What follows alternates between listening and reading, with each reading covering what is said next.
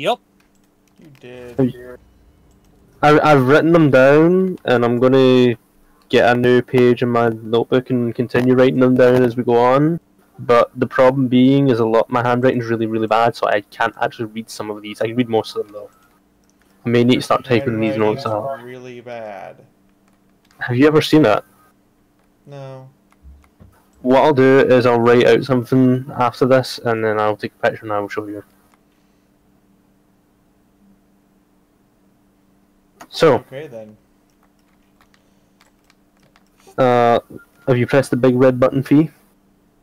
Yeah, I pressed the big red button when you said your handwriting was bad. Okay, that's fine.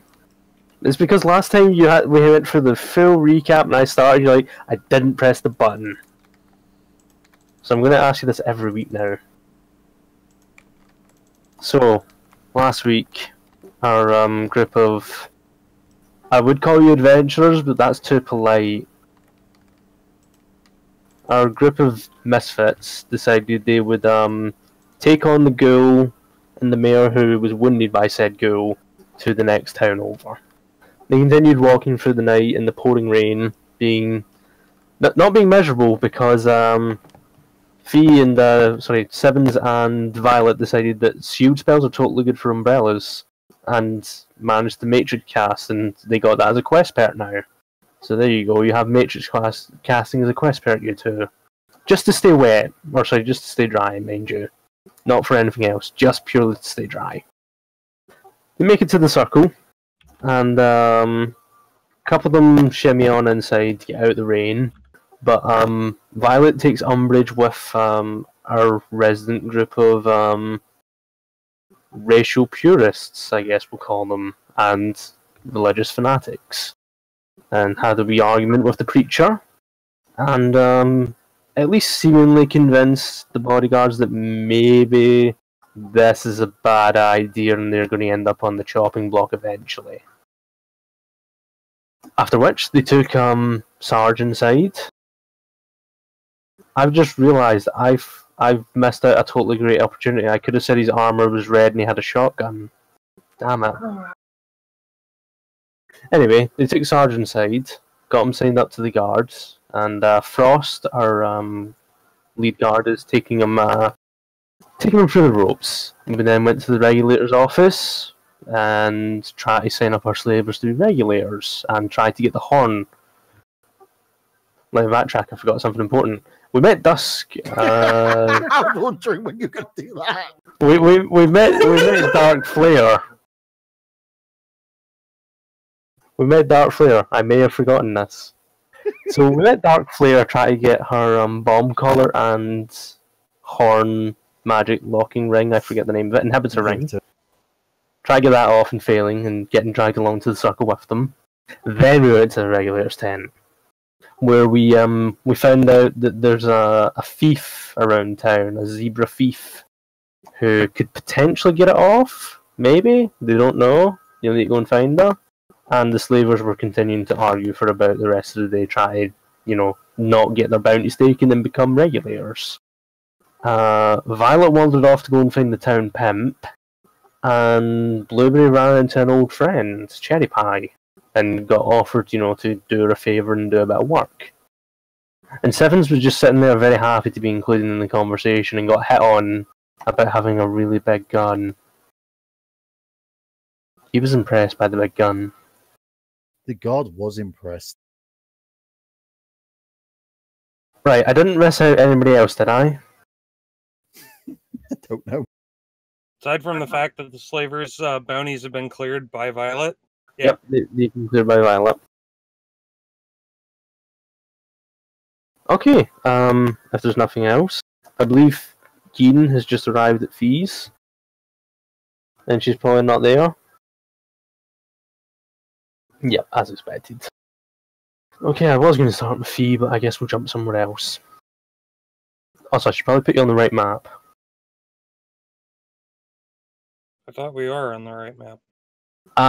Because it's a multi-story car park with a shanty town basically growing out of it, like, think of a favela. I've just thrown together a couple of extra ones just for separating shit. So it's very similar to the roof in the Wednesday game. Yeah, in effect. So your bottom floor, I'll explain it to you all because you'd be able to see it on sides, or you would have it from past knowledge if you're yes, Violet. Your bottom floor is your trading floor, and where you'll find your regulators and your mercenaries and whatnot. Your next floor up is a mix of accommodation and shantytown just flowing out, as well as the bar and brothel. Let me get that right one up. And your so your ground floor, your first floor. Your second one is your slightly more upscale housing, as in it's less shanty. This is where the richer people live, i.e. the mayor. And then on your top, you've got your followers encampment.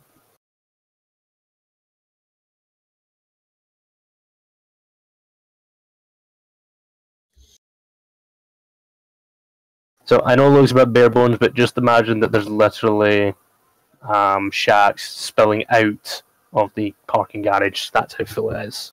It's a shanty. Oh, we also left out a bit of a cliffhanger because Seven's Yeah, approached by an Alicorn. he's dealing with Geen at the moment, so I'm just going to move on.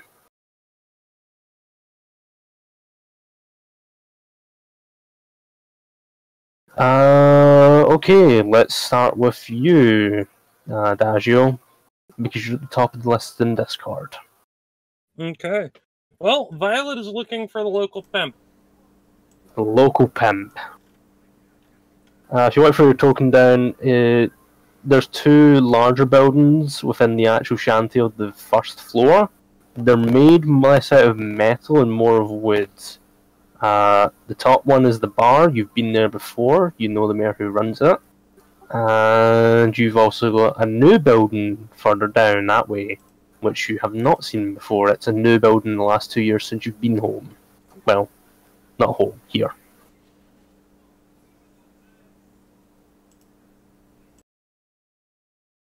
Well, at that, I'd poke my head into the bar real quick and just say hi before stepping next door to the brothel. So, pop my head in. Hey, how's it going? I'll be back in just a minute. Just need to check up with some things.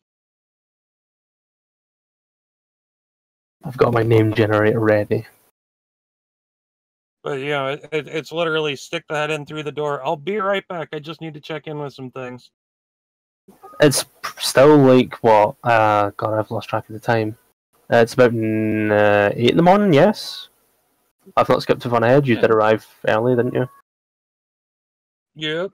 Yeah, okay. Just make sure I'm on the right page. Yeah, so the bar would be pretty empty. It would mostly just be people waking up who've, spent the night in the upstairs portion. But still, when you get when you stop somewhere where you're well known, you poke your head in and let people know. Oh yeah, you get a wave and just a general nod in your direction, acknowledging that you're going to be busy. Coffee, coffee, eggs, and granola. I'll be back. She nods, and you see her disappear into the kitchen.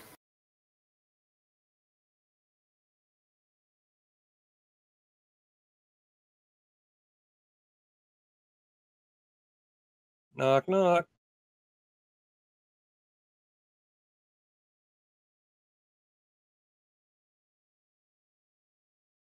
After a moment or two, a little lock latch opens, little slits look out of a locked door. Mm-hmm. And you see two very avian eyes peering back out at you.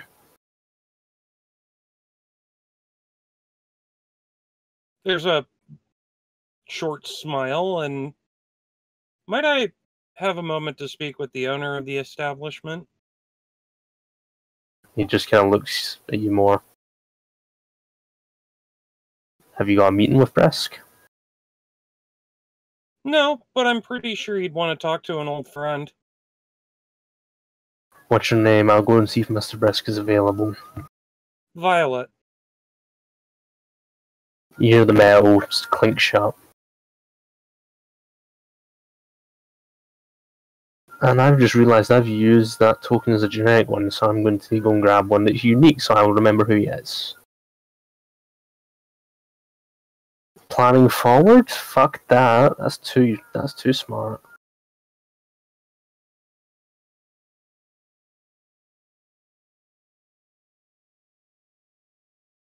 I didn't tell you his race, did I?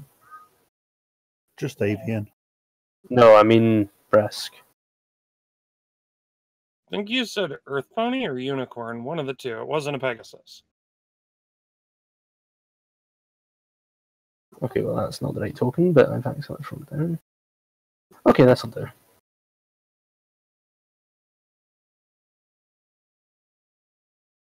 Sorry, 1 second. Roll 20 didn't like it when I tried to place that one down.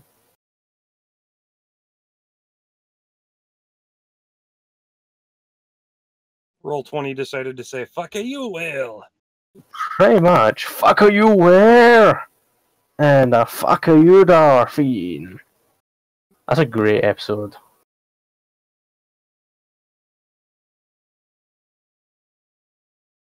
Nice. He has that whole I'm a douche, but I'm also charismatic, so we're going to go with that. After a minute, the bird comes back, opens up the latch, sees that you're still there, and opens up the door.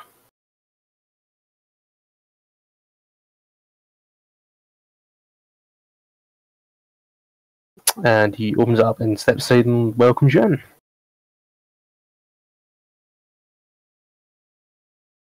For a shanty town, it's actually kind of nice. It's made mostly of wood. There's some really comfy, plush-looking, only got like 2 or 3 stains on the couches out in the waiting area, we're going to call it. There's a couple of, workers, walking around, showing their stuff, doing whatever. It seems that it's mostly dead because, it's morning, and Yep. Brisk is just sitting there on one of the more clean sofas with a bottle of whiskey and 2 shot glasses. He's smiling at you. That Whiskey very at this time of the greasy. morning? It's a very greasy smile. Whiskey at this time of the morning? Well, I haven't been to sleep, so technically this is just, continuing the night. Fair point. I'll pass. But thank you for thinking of me. I'm You're pretty sure very you know welcome. why I'm here. No, I don't. It's been a long time since I've seen you. Well, I just want to make sure your girls are healthy and everything's on the up and up. He I just know kind of you know shrugs. I know you know my opinions on slavers. What would you dare accuse me of such a thing? He mocks, accusing. being feigned. He's feigning being insulted. I'm not accusing. I'm just making sure. There's a difference. I work in a town with regulators, and my other operation, we'll call it, also has regulators in the same town. It's on the up and up, I assure you. And that's why I figured I'd just stop by and make sure that, gals got medical checkups. The guys and girls go and see the followers from time to time when they feel the need. Fair enough. But when was the last time they were looked at by a proper doctor? Well, our latest doctor is no longer in town. Yeah, let's just say raiders, and it was not a fun raid that day. See, and I was thinking that the one that you were thinking of, joined back up with Flash Primer, has been walking the caravan routes again. Oh no, Citrus left and we got a new one. Some Pegasus from up in the clouds. Didn't really know what a raider was. Went to try and treat one. Yeah, shotgun to the face. Wasn't prey. Unfortunate, but it happens. So, just figured I'd stop by and make sure, they're getting properly paid, they're being fed, and kept safe. Because, you know, world's shit outside. If you're giving them a good job and getting them paid proper, we got no problems. Roll perception.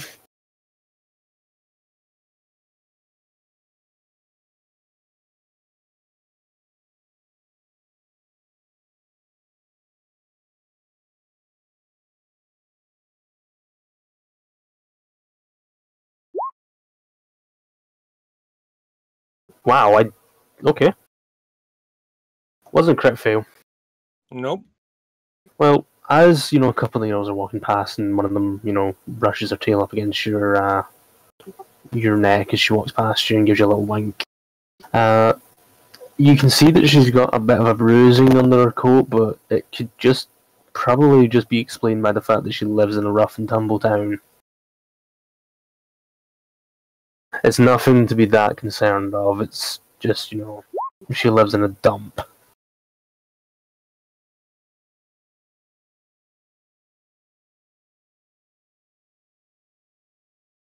However, with that successful medicine check, I'll give you this.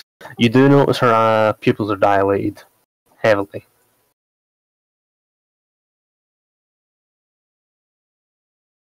So, Brisk, got a question for you. Shit. How many of them are still using? He just kind of shrugs. I mean, that's personal business that they can do in their off time. So, you're not encouraging it? He just gives you a knowing smile and doesn't respond.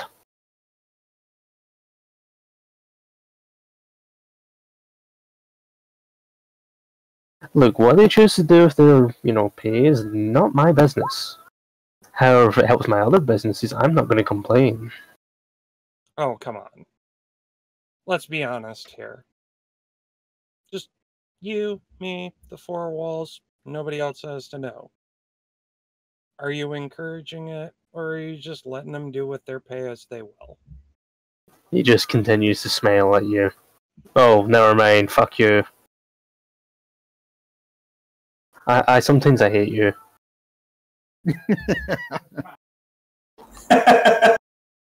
God damn, that's a crap.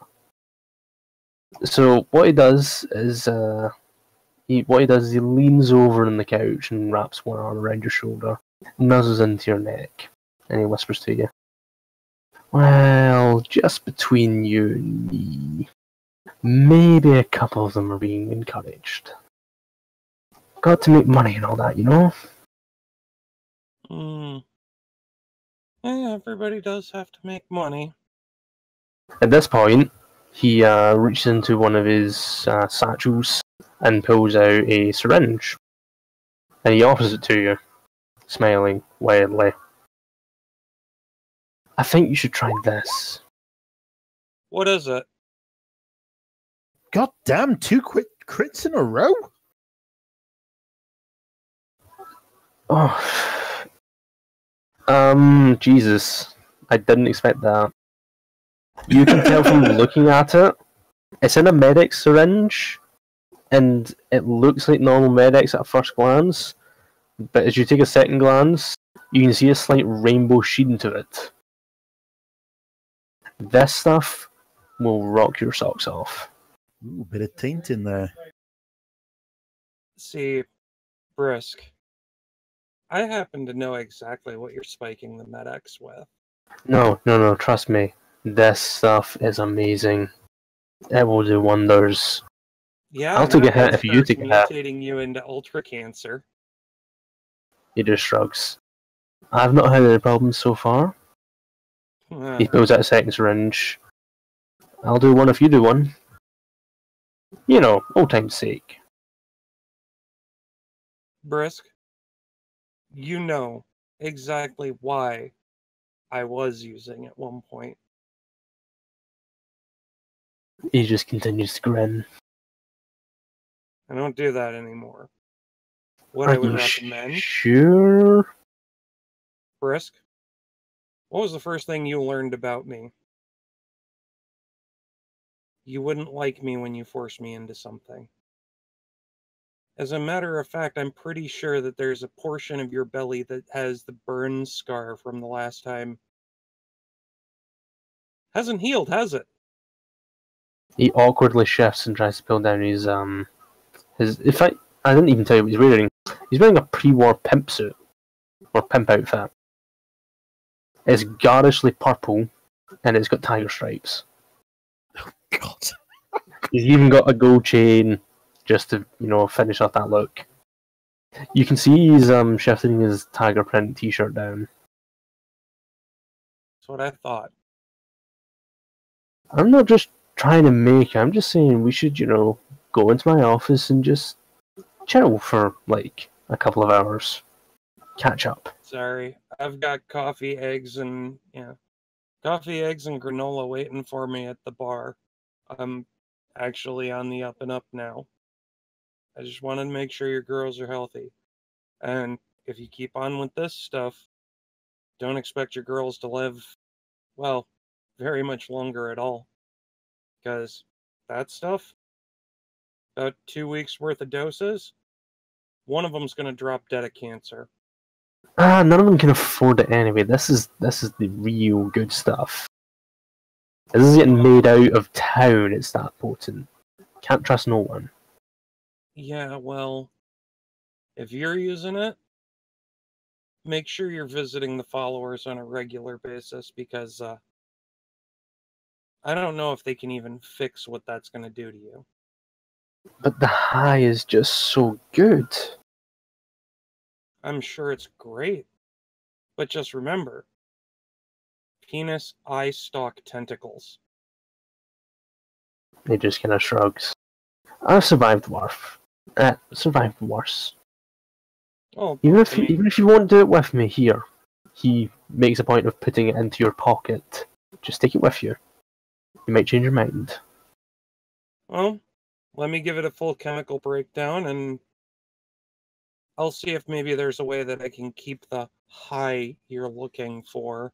And she does the air quotes with her hooves, while making sure that it's not going to kill you with major mutations. You know, the kind of mutations where all of a sudden your stomach decides to be your tongue. That's all just part of the fun and games. Well, just make sure you give one of the girls the, run of the place before you kick the bucket, because, well, you keep going like this, and, well, fun and games until somebody dies. Then it's fucking hilarious, and she starts to walk out the door. It was good talking with you, and if any of them want a proper checkup, send them my way. I'll be at the bar. As a note, there's quite a lot of griffin guards for a brothel inside a walled settlement. But the door is open for you and you're allowed to leave.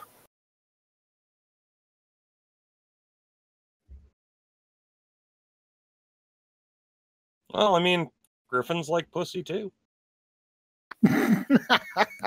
It's not the point of the griffins, it's the point that there's a lot of guards, more than there should be inside a walled settlement, an unlocked building.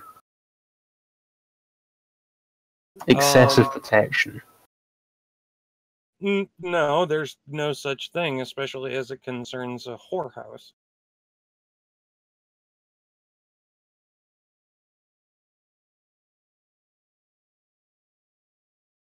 This isn't like one or two, this is literally, there's way too many for this to be a coincidence, but anyway.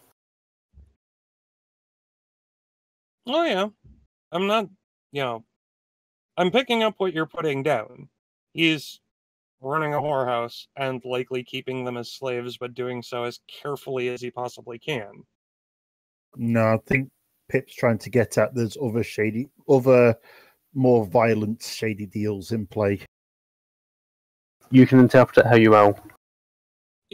Realistically, as long as he's not openly harming the city,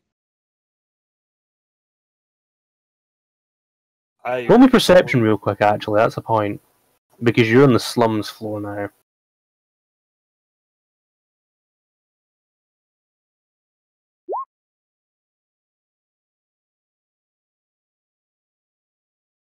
Almost another crit. No. Oh, I thought that was 100. Okay.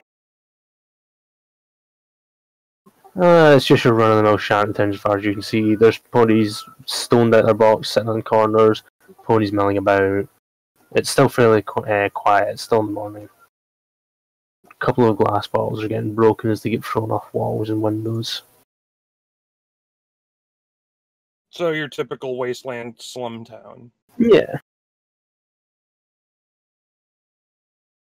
Just with an excess of junkies, it would seem. Yeah, well, anywhere the followers can clean them up of their addictions, there's going to be more people addicted to shit. Take a look at Fallout New Vegas. In the same city as the followers existed, well, they were. It's almost like I took inspiration from that. No, not at all. But I think I've hogged enough of the limelight. I duck into the bar and pay for my breakfast and sit and just small talk with the bar owner. Just before I continue off, yeah, you get your food, you pay up. Emerald. The fuck did I write? Emerald something. Emerald Cupcake. Older mare. Used to be an adventurer like you. Took a shot to the knee. Then she took a shotgun to the knee.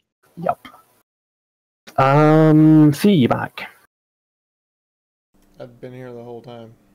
I thought you were dealing with Gene, that's why I didn't start with you. I was going to say, when we started, Pip called out for you. He actually said, or she actually said, "Is Fee here? Or is she talking to Keen?" And you didn't reply, so that's why we started with Adagio.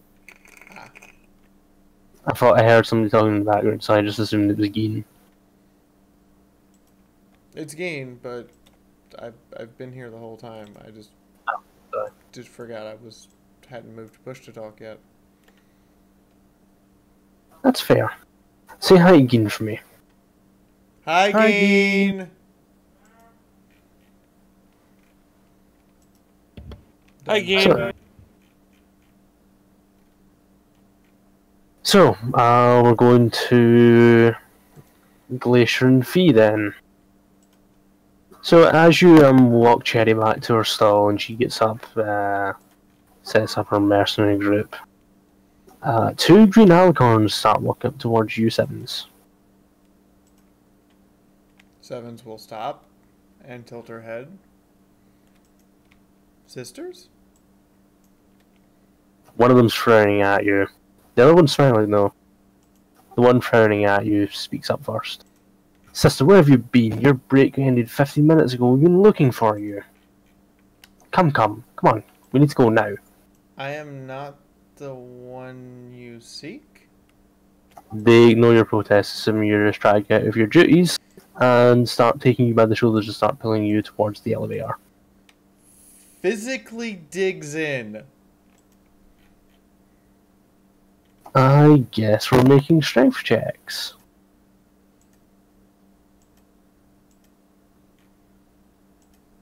And I need to double check what a base green alicorn gets strength.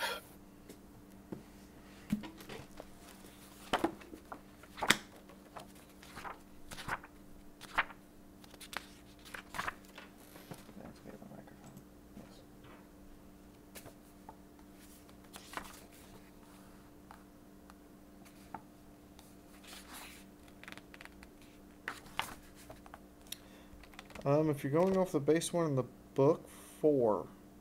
4? That's really not a lot, okay. There's some that are melee specialist, but they're usually blue or purple.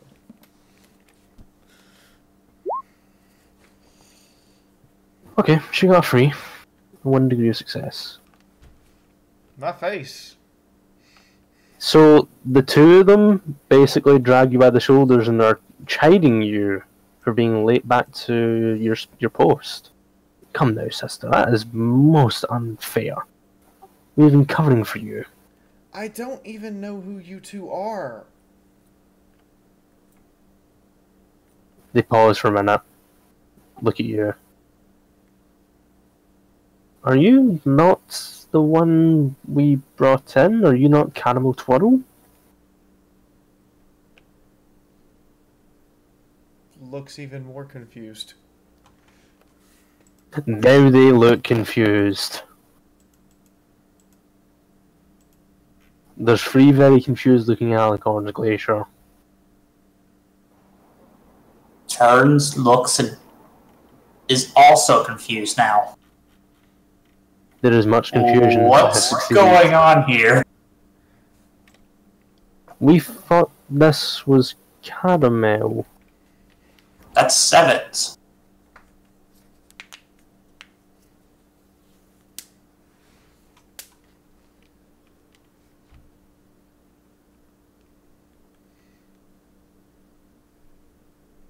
The two of them look at each other. One raises an eyebrow, one looks slightly alarmed. You can almost feel like they're having a separate conversation from you two. Sevens thinks Well, about of it. course they are the greens. Looks up and goes, You two are joined? They nod. Right. We thought you were... Sorry. We thought you were another one of us. No, we just arrived?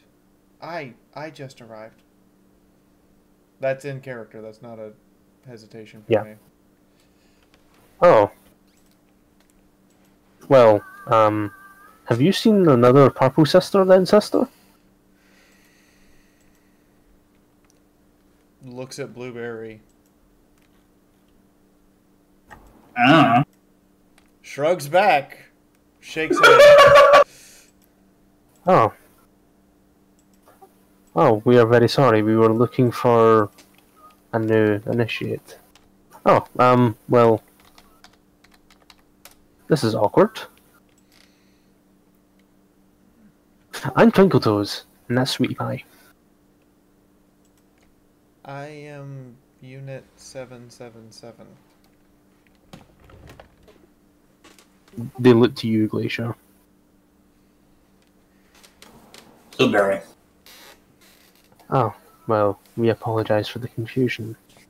Would you like to come and join the company of your other sisters? I had looked forward to seeing you, yes, but... Looks over at Blueberry for help. That's literally an expression of, please help. Two of them are no longer dragging you, are now at least stepped away to a comfortable distance. General Scuttles is in your main, wiggling his antennae very happily. Is unsure of what Sevens wants.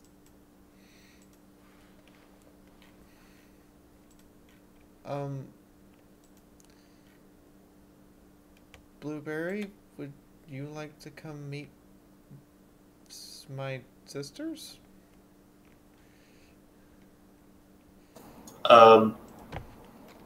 Sure, I guess it wouldn't hurt. The two of them look at each other again. There's another conversation going on that you can't hear. And then turn to you again, Sevens. Would you like to be joined? There's lots of us in here. It has been a long time. We are just I am just becoming accustomed to the way other ponies work.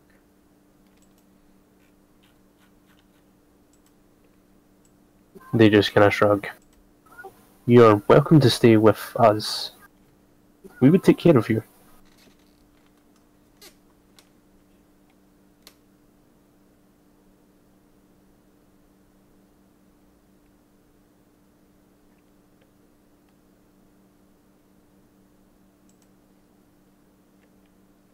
She's sitting there, like, it's really dawning on her for a little bit.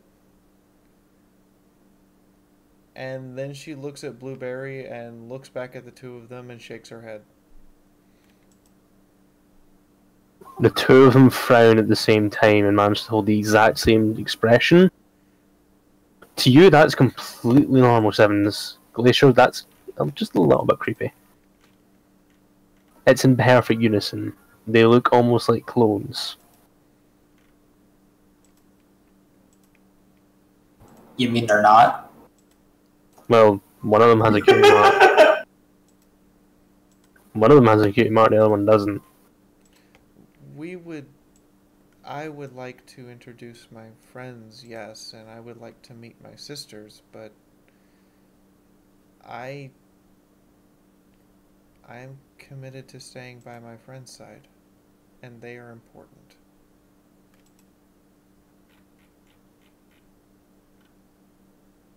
Twinkle speaks up. That is most saddening. We would welcome your company, sister, but I understand. We understand.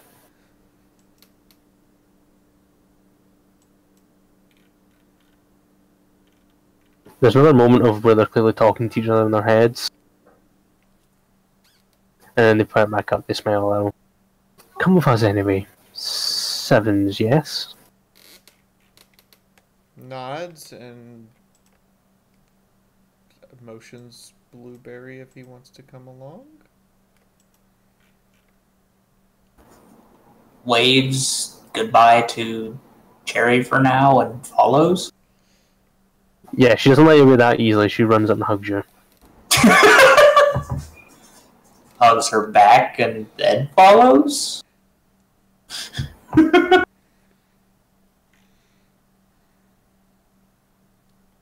Fuck, I didn't put my tokens down. Oops. Oh well, I'll do it as we go.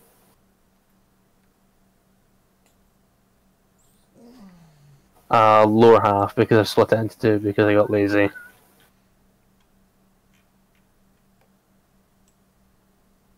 So, they take you up some side stairs. There's guards on every floor. The stairs, standing around, smoking. Two of them are sitting in a corner, huddled up, with a couple of using needles at their side. And eventually they take you to the very top floor. The top floor is very wet, very windy, and very cold. They've set up some tents and tarps to keep most of the water out, but it's still kind of getting in drips and drabs just due to the fact that the tarps are not perfect. Hello? Alright, I'm on my way up. Up on the top, you can see there's several types of tents. Some of them are ripped, some of them look kind of new, and some of them look kind of worn. There's Alicorns just kind of flitting and floating around, doing various things. And I'm going to throw tokens down to show you which one. Over here on the right hand side, at this tent, there seems to be a queue forming.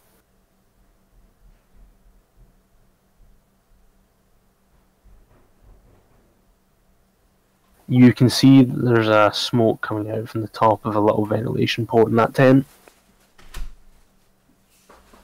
And as you look inside, you can see there's lots of benches and seats and chairs set up. Okay,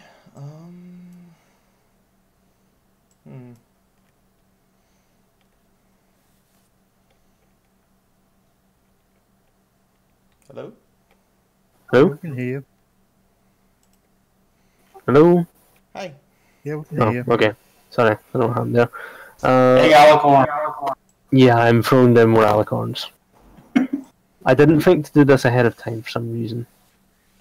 Because, why would I ever plan ahead? That's too sensible. These brown tents, you can smell from a mile away all the blood. That's probably where they're doing all the operations. And the fact that you can hear sick and, pain-filled groans coming from in there.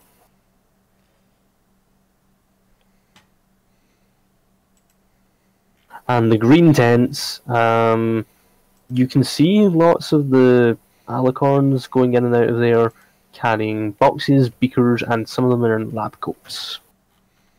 Other tents are occupied by non-Alicorns. They seem to be a bit rough.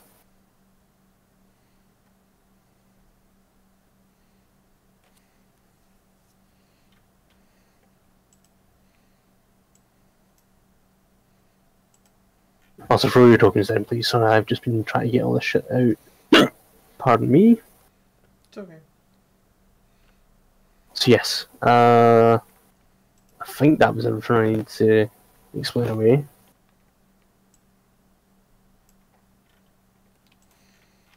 Oh yes, and all the Alicorns are wearing Ministry of Peace. Have you ever seen like the Red Cross that medics wear?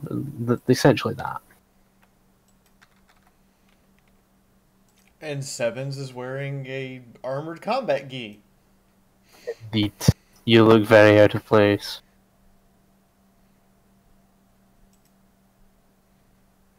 I mean, out of curiosity, did that not suggest to the other two that perhaps this wasn't the one they were looking for? They probably just didn't notice. They just saw a purple one not connected to the hive mind. That must be her. Okay. The two of them continue their kind of husk conversation. They continue their, little conversation in their heads and turn around and smile to you. Welcome, sister. If you need any medical help, our sisters over there can help you to the right. If you just need a bed, well, it's not a comfy bed, but a tent's a tent. They point over there to what is seemingly free use tents, and I just goddamn it, tokens. Fuck you. The leader of our mission is in the tents over here, as well as any science projects you may want to help with. And if you ever feel hungry and you don't have the caps for some food, we have a soup kitchen. This goes to you too, Blueberry, yes? Yes. Well, we welcome our hospitality to you as well. Thank you. I take it the food is labeled radiated, non-radiated? They nod. It's free. We know our sisters like it when it's tingly. Violet would be fascinated by this.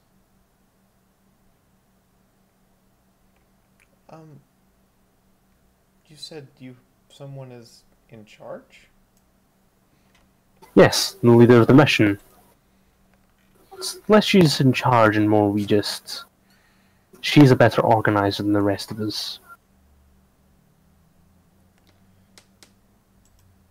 As a note, there's a surprisingly high amount of very sick, very emaciated looking ponies lying around.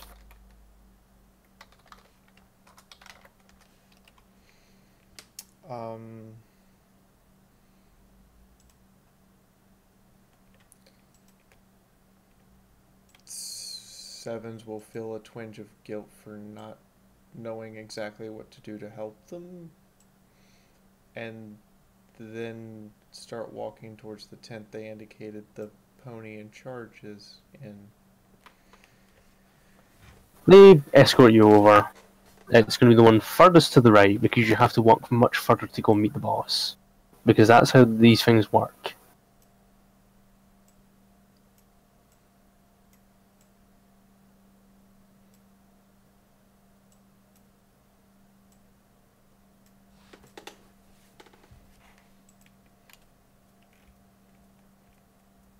What's the fanciest hat a medical pony would wear?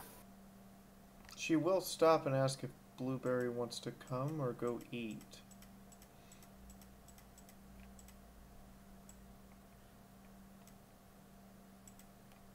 Blueberry, you haven't eaten in fucking hours.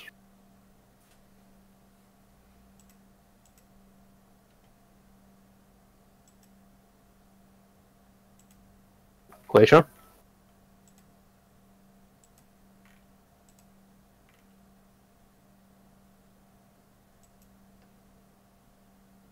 Guessing Glacier isn't there, unless nobody can hear me again. No, we can hear I'm you. back. I'm back. Ah, okay. Did Blueberry want to come with Sevens or go eat?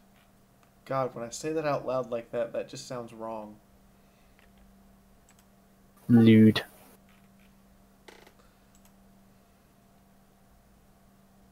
So, as you enter the tent, there is... What would be the fanciest hat a medical pony would wear? You know what, fuck it, I'm gonna go to something completely different. So, you can tell that the purple one is the leader, because she's wearing a pirate hat. Because I'm going to maintain the rule of every single big bad must wear a hat. Big bad?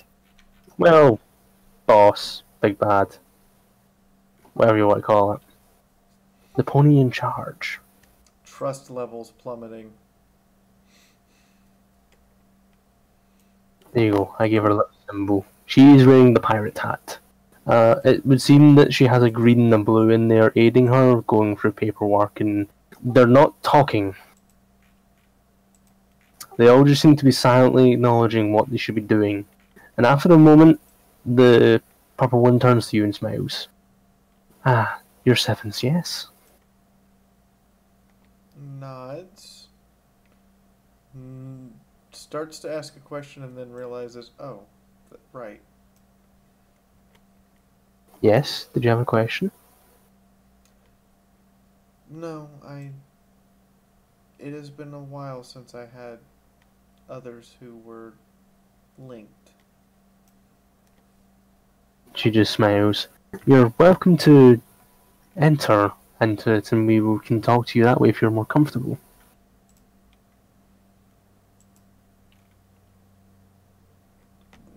While tempting, it is something that we need to...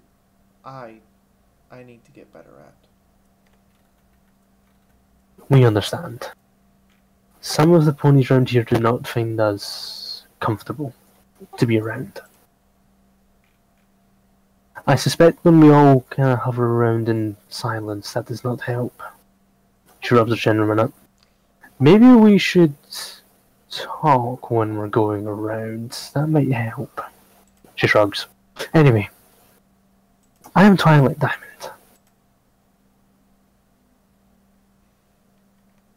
I am Unit 777, and this is my friend Blueberry and my pet General Scuttles. General Scuttles is very happy. Is making happy chittering noises.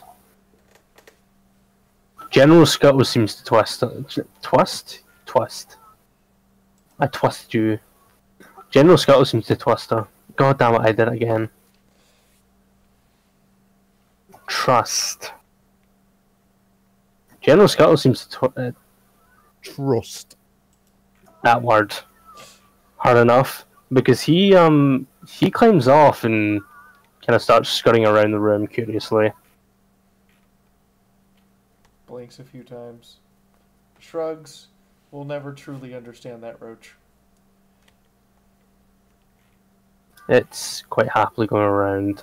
You hear a very loud E from the green one as she jumps up as it goes on top of her paperwork.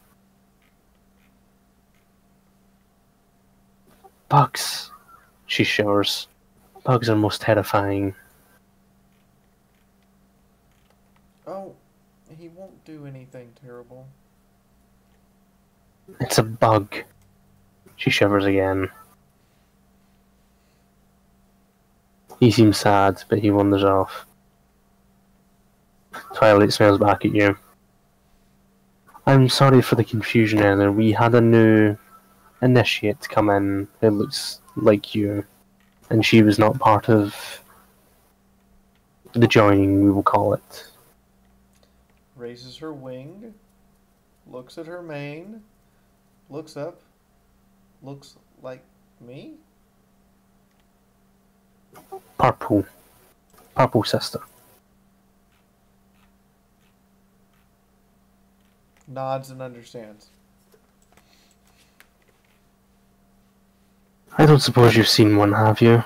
Not up here, of course. Shakes head. That is most disappointing. She turns to the green ones, Twinkles and Caramel. They look at each other, and after a moment, they two of them wander off and presumably go and continue their search.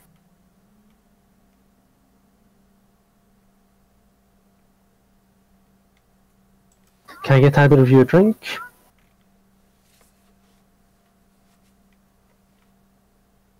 I'm good. Shakes head. If Twinkle did not already, pauses a minute. Oh, yeah, okay, they did. That's fine. Okay, well, how can I help?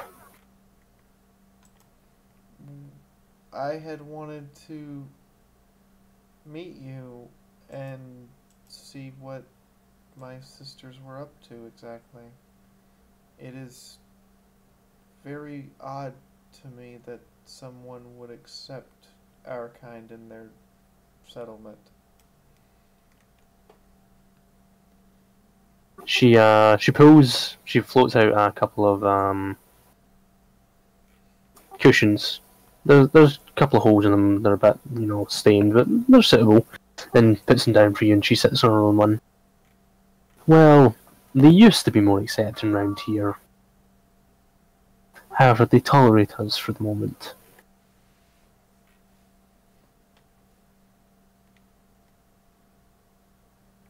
It would seem having ponies who will readily treat you medically for free keeps us popular enough.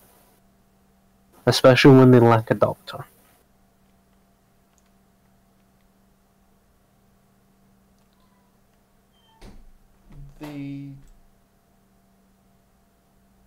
I guess religious ones did not seem terribly accepting. She shakes her head. No. They take a craven image of the real goddess and twist it to their own ends. They do not like us at all. The old mayor used to keep them out of town and from bothering us, but the new one, not so much. We've had more than one tent being burnt down and more than one caravan being raided out of nowhere. A couple of sisters have even turned up dead.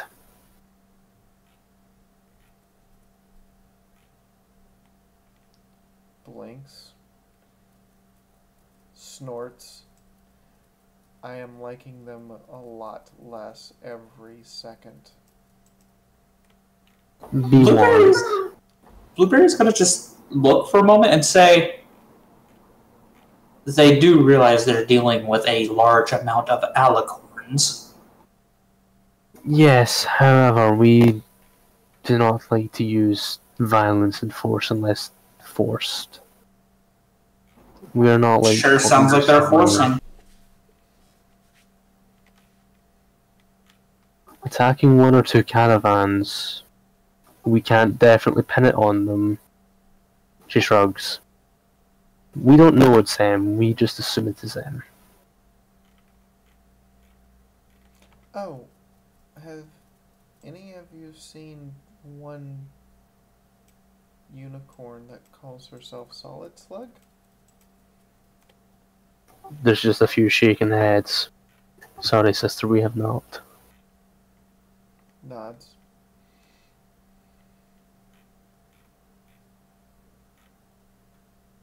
But yes, do not trust those that like to call themselves in the name of the real goddess. They are only deceiving you.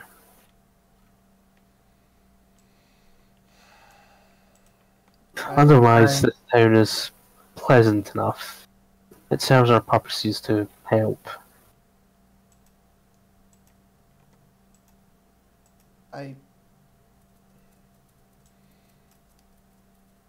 I take it you do not wish for us to plasma strike them out of existence.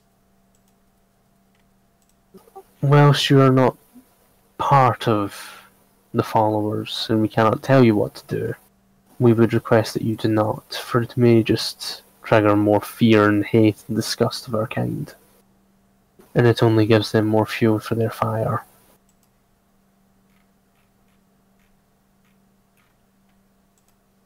Unless, of course, they are trying to kill you, in which case then, by all means, removing some of them from this planet would be good.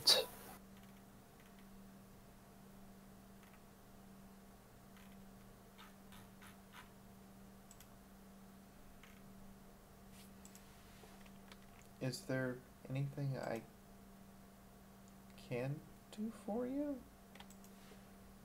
You have been most helpful and generous, and it has made me smile to see a settlement that does not immediately kick me out or throw bricks at me. She smiles back at you. As I say, this town is pleasant enough, and any help the followers would greatly appreciate.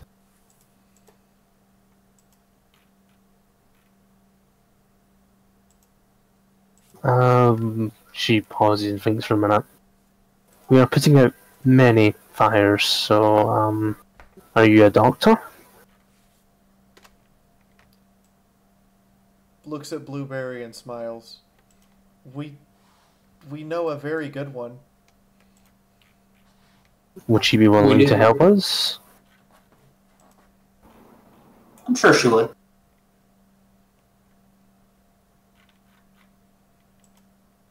What of yourselves then? What are your uses? Sorry, that sounded much ruder than we intended. What can you help us with? Well, I'm a mercenary, so...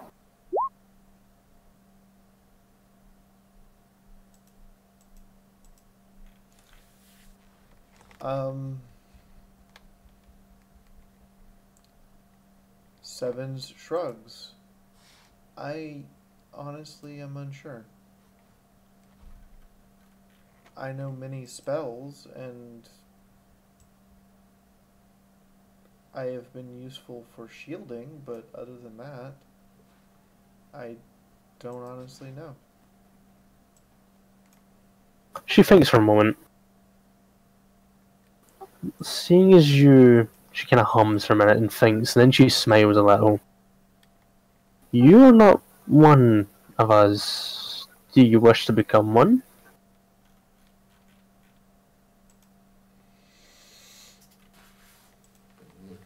There's a sharp inhale and a very long look of confusion as well as questioning across her face. The followers, I mean, sister. Exhales. Oh.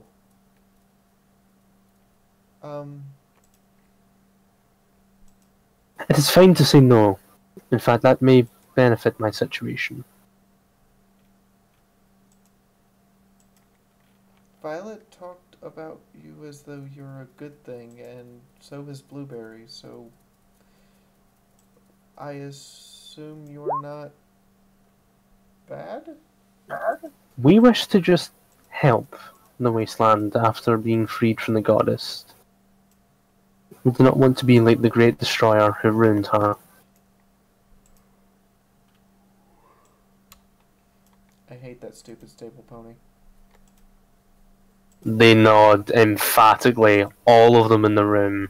Yes. I do not miss the goddess, but I do miss...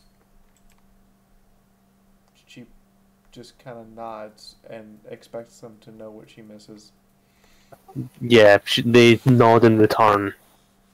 We understand, sister. I turn to you, Blueberry. Well, if you're a mercenary, can you track ponies?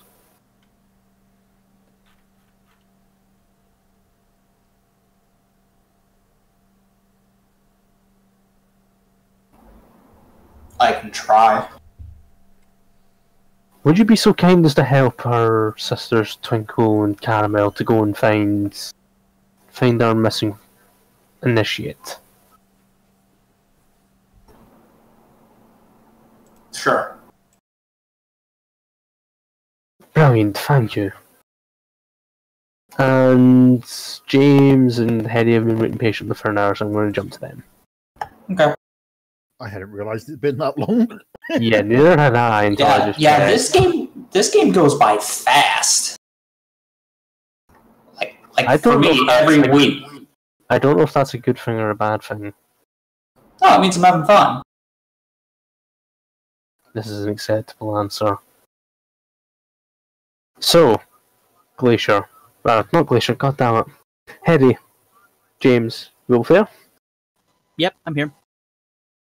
So, you have come out of the regulator's office and you've been in the description of...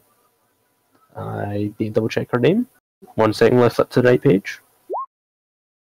Cassie. You've been given a description of Cassie the zebra.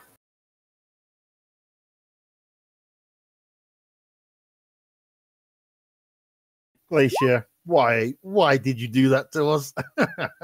Conspiracy Because it intensifies. is. I'm terrible with names as is. Don't make it worse. Please don't make it worse. Irish James and Hedy. So, you are given a description of Cassie the zebra. She's fairly young, about 16, 17. They don't actually know because she won't give them the details. Her cutie mark is... glyph mark is... What would be a glyph mark for being a thief? A lockpick. Some swirling shadows around a A safe. Around the safe.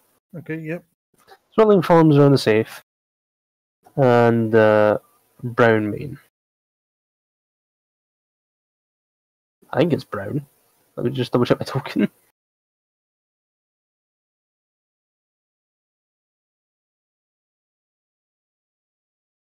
Blacky. More black, actually. Okay.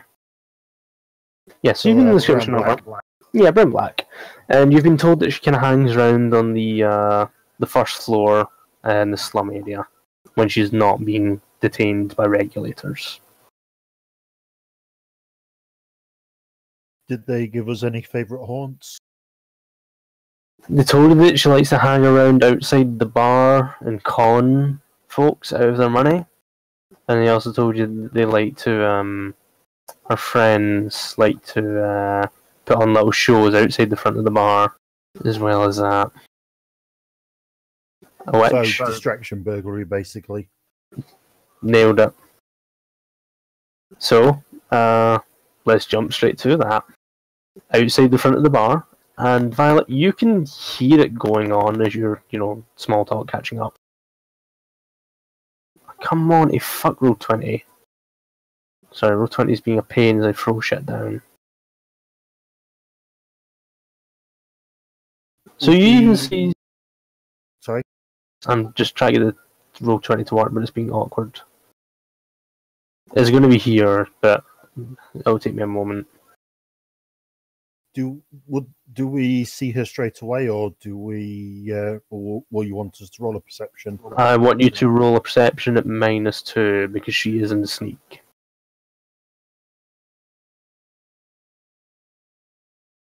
So, for everybody else's benefit, Violet, you can hear it going on.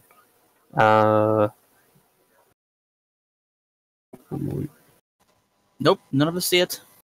As it would have been my perception anyway, can I roll a look? Yes. Any penalties?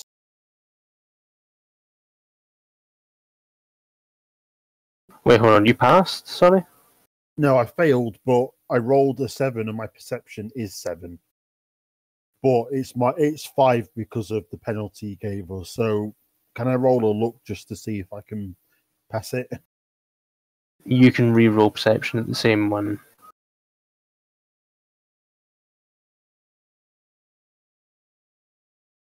That's a 3. Well, you don't see Cassie. Okay. What you do see, however, is a bunch of ponies all kind of hanging around out the front of the bar. You even see one of the cultists of Celestia's bullshittery, and a couple of raiders, or at least rare-looking types, and a unicorn out the front. And she's putting on the magical display. Think Trixie, fireworks, big bright flashes. And you see several foes going in pickpocketing.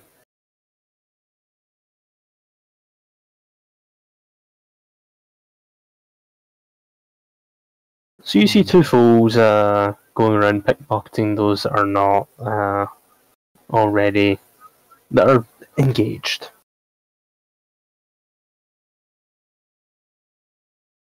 They're being fairly discreet about it, and nobody seems to have noticed that they're being pickpocketed yet. Can I roll to drop into sneak? Sure. Any penalties? No, they're distracted. If anything, you get +10. Well, in that case, I passed by 60 rather than 50. Okay, you successfully drop into sneak. In that case, I'm going to walk up to one of the little ones that are doing the pocketing. Is it just the blue one that's the one that's doing the pickpocketing that I can see, or any of the or is there another one? The orange maned and grey coated folk also pickpocketing. I will put a hoof on the shoulder and go, "What you doing?" She hushes at you. Shh, shh, shh, shh, shh. Come on, take fell for his pockets. He's one of them creepy Celestia ponies. She points to the Celestia's Vision pony who's interested in the unicorn. Gives a conspiratorial wink and takes a look to see if there's anything that she might be able to pickpocket off of the cultist. He's got a 10mm gun, some food, some caps. Let me roll.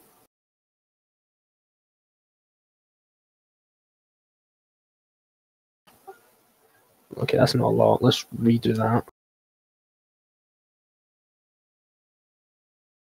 That's better. He's got 53 caps, 10mm pistol, and 12 bullets for his 10mm, as well as some food and water.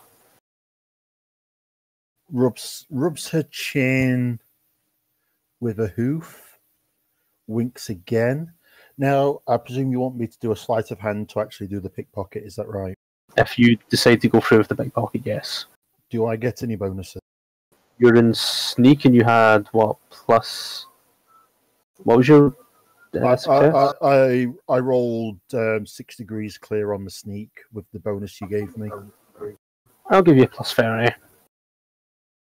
And anything for the distraction? +40.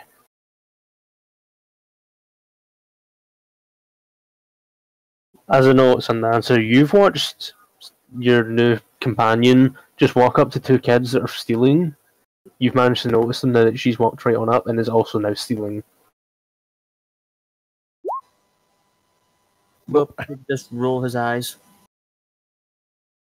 Fails to acquire anything. Let's see if he notices you.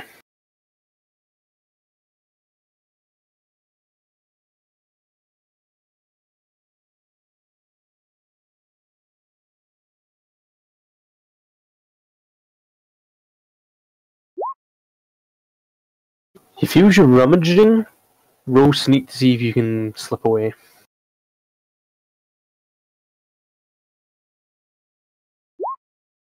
Yeah. He feels something, bouncing against his bag. He turns around, has a little look, but you basically sidestep him and go right behind his head. The other kid's looking at you and frowning. I pull a face back at her. She sticks her tongue out. Blob's tongue out back. She giggles and then she goes back to stealing from the raider. After a couple of more minutes, there's a big finale, a big flash. And then the mayor starts taking bow, and there's a couple of, stamping of hooves, applauding. At this point, the kids are all slowly walking away and, hissing at you to hurry up.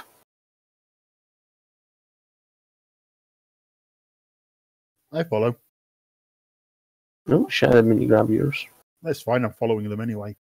And as we go past, I just kind of wave at Sundance to follow, but to try and keep his distance a little. He'll roll his eyes and follow along. One of them hisses at you. Come on, quickly! Camilla said we need to be fast. Trots the catch back up again. and they take you in a maze through the slums. You're going left, right, right, left, left, right, right, left. It's very confusing. Should I roll?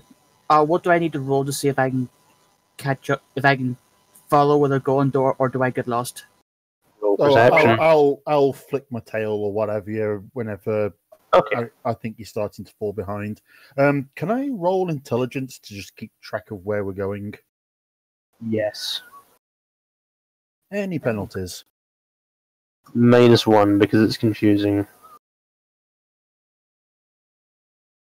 I pass on the money. You pass on the money. Nice. Yes, you can manage to remember your path around the slums. Every time you feel like Sundance is going to get lost, you just stick your tail out and he can continue to follow. Basically. Eventually, you come to a nondescript metal shack, and the blue one raps on the door 3 times, waits a moment, raps another 3 times, and the door unlatches and unlocks, and you're all ushered in. I'll wave with my tail just to signal just to stay there.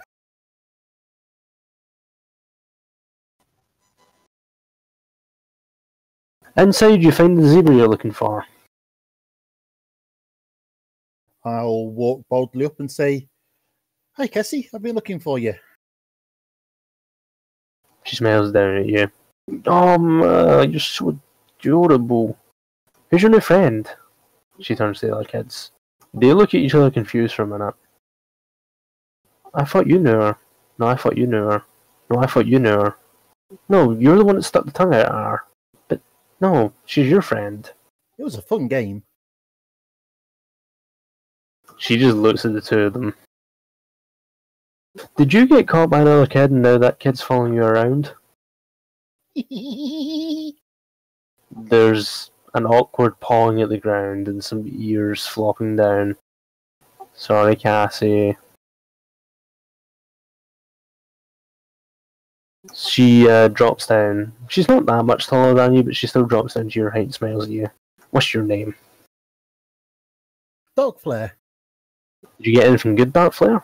I assume you were doing what the other girls were doing. No. I started trying to pat down one of those cultists and he felt me. Managed to get out the way so he didn't see me, but no. I think I'm going to teach you how to play our game. You're just so adorable. But I could play it so much better if I could get this stupid ring off my horn. She stops for a minute, looks it over. Huh. Where'd you get that? Yes, slavers. Oh, I'm sorry. Well, how did you get away? You must be a big, brave fella to get away from slavers.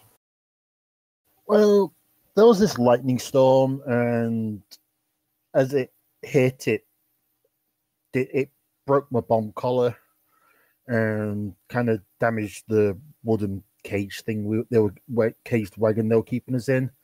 So, and then as I was sneaking out, some raiders attacked. So, yeah, I wasn't going to hang around. What are you doing, Sundancer, at the moment? Well, she's inside with a bunch of strange ponies you don't know in a nondescript building. Well, he was told to wait outside, so he's waiting outside. Just hanging around the door, looking at a window, at the edge. What are you doing? Just waiting at the door. So, looking like you might be a guard. A teenage unicorn walks on up to you. It's the one pig on the show. She frowns at you.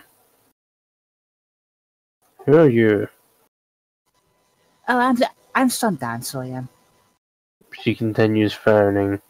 It's that very aggressive teenage frown. Why are you standing outside my house? Oh, a friend of mine is in there. I'm just waiting for him.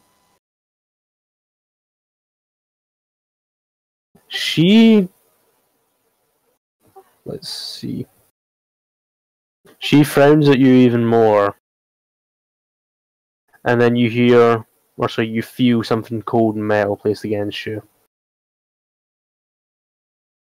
There's a gun barrel of an SMG now pointed at you. We're gonna go inside. and then you're going to tell me exactly who you are. Okay. You hear her repeat the same knock, the free pause, free door unlocks, and you're shoved inside. Oh my word, there's no need for that. She scarpers in, locks the door, and she continues pointing the gun at you. Cassie, this person was hanging around outside. Rolls eyes. Sundancer. Well, you told me to wait outside, so I waited outside. Face hoofs. Yeah, but not somewhere where somebody would. Oh. So this is Sundancer. I kind of rolled into town with him just now, and I needed your help, but because I knew that I wouldn't be able to just walk up to help you, I played your game, and because I knew he wasn't in the game, I knew you would be very suspicious of him, so I asked him to wait outside. Camilla's still smiling at you, very happily.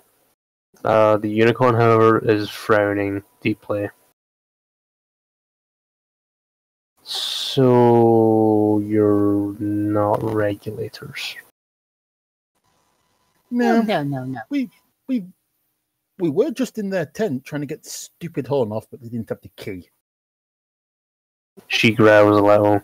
So you're regulator spies. Nah. I don't trust you. You would be right to do that. What do you want? Why are you in here? Cassie, why haven't you kicked them out? Cassie just kind of sighs, sits back up. Well, this is my friend Ruby.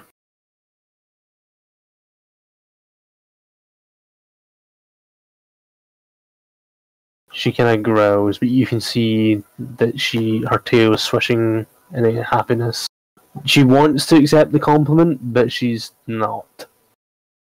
So, yeah, the regulators kind of behind whispered hooves said that I've got two options to get this ring off my horn. One is to go back to where the slavers were that captured me and steal their key off them, or that Cassie here might be able to help. You hear a couple of thuds from upstairs. Then some childish giggling. Then after a minute, there's a crash and a wallop, and a Philly Pegasus now drops onto the floor in front of you all. That was no fair. That was cheating. She really flies back on up, and then you continue hearing the ruckus sounds of kids playing. And by playing, I mean throwing each other around. Roughhousing. Yes. There's another grumble. So, yeah, sorry I wasn't on the level with you, but it will say think fast or get nowhere. Cassie kind of frowns at you. We're not honest to any ponies outside, but you need to be honest in here now. That's the rules. Okay. Well. At this point, she stands up on her hind legs, holds her forelegs out, and just grins at you. Welcome! I'm Cassie, and this is my... Sorry, this is not my home. This is Ruby's home that I've commandeered. It's now the clubhouse for the Baltimore Pirates. Cool. Just out of curiosity, what was I trying to say? What's the actual name of Baltimore? I've genuinely forgotten it. Baltimore. What's the Baltimore football team named? The Ravens. Fuck. Who's the Pirates? That would be the Buccaneers, and they would be Tampa Bay. Fuck, okay. Oh well. Fuck it, Who they're said- now the pirates. I mean, it sounds good anyway. What I said, I just wanted to know how off I was in my American football. So you can see up in the back that she's actually enshrined a little poster of the hoofball team. It's the standard fare of trying to make football look super cool, and they've got a little pirates flag as well. So your horn, right? Yeah, got snagged by slavers, collar, inhibitor ring. Got lucky with a lightning strike. Made a bolt for it when raiders distracted the slavers and ran into Sundancer here and some of his pals. Ruby, do you think you can get it off? She's continuing to point the gun at you, Sundancer. She really doesn't like you.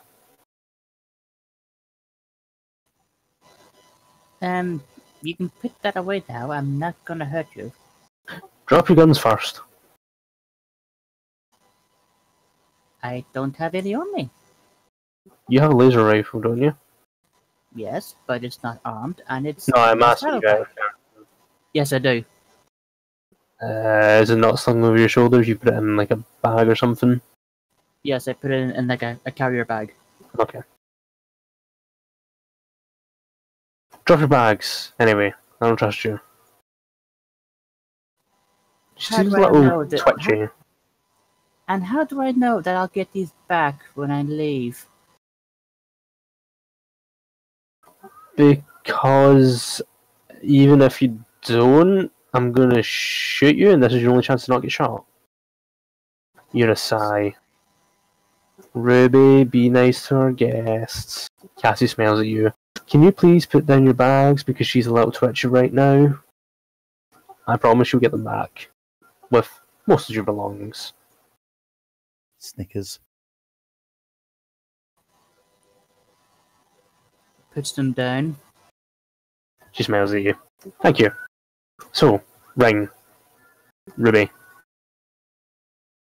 There's some malcontent grumbling, and you're forced to sit down, Hetty. I sit down. She starts tapping your horn and takes out a screwdriver and bobby pin and starts fiddling with it. Holds very still. Yeah, I can probably get it off, but she stops a minute, steps over and whispers into Cassie's ear. What do you want us to do? Cassie grins at you. See, you're letting her right fast, little one. Nothing ever comes for free, unless you can steal it. I don't think you can steal her skills, or knowledge, or practice. Can you? Probably not. But Oh. you see, That would be super cool. if you steal, you're still paying with your skills though, your effort. She grins and ruffles your mane. I like you, little one. Kind of swishes tail against the floor because I've not stood up from being told to sit down while the horn's dealt with. Ruby can help you, but I need you to help me. Okay. Kids, go back upstairs and tell Fluffers to stop falling through the roof because now I need to go and fix it. The other kids scamper off and you hear more roughhousing. So she kind of rubs her neck awkwardly. I can help you, but I certainly need you to help me. See, somebody else paid off my regulator debt and now I'm in debt. And I kind of need help getting money back. How much we talking? A lot. But I have a plan. I have a brilliant plan. She rubs her hooves together. What we're going to do is we're going to start selling drugs. There's just one big problem with that. You don't have any. I don't know how to make them. Ah.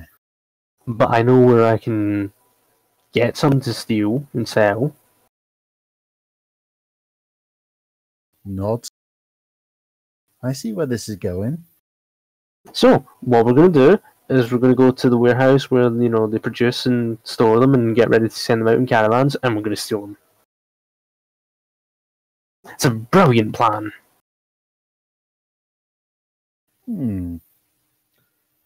Worth a shot.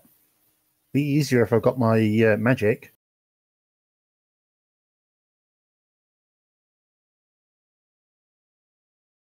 Roll charisma.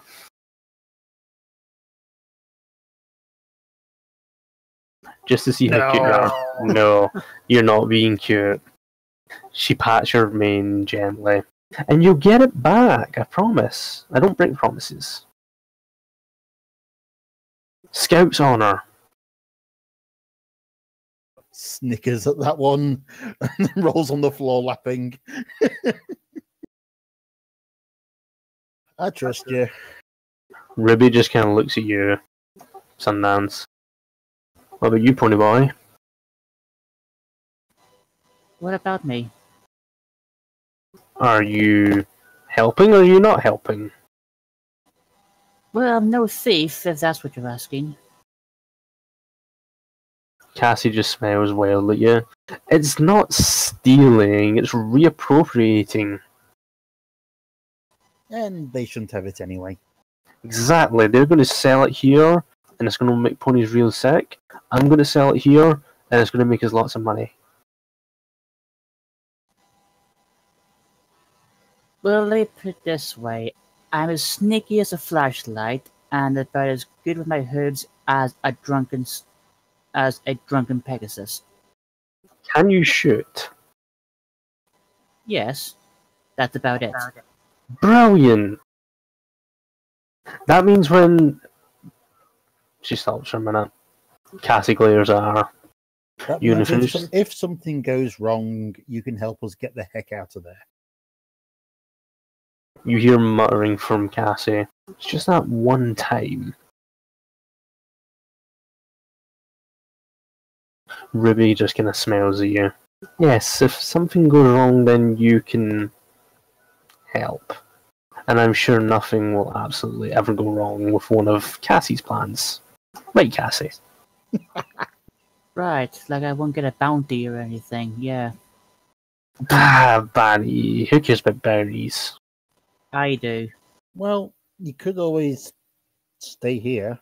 I mean, they're not likely to let you go anywhere until after we're done, but I imagine if you stay here and help them stop coming through the roof, I imagine that would be okay with you guys? No, they shake their heads.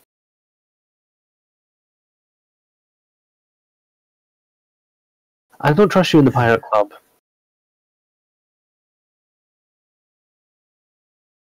You either with us, or, you just stay real quiet, and if somebody tips him off, I know who it was, and I know whose brain I crush.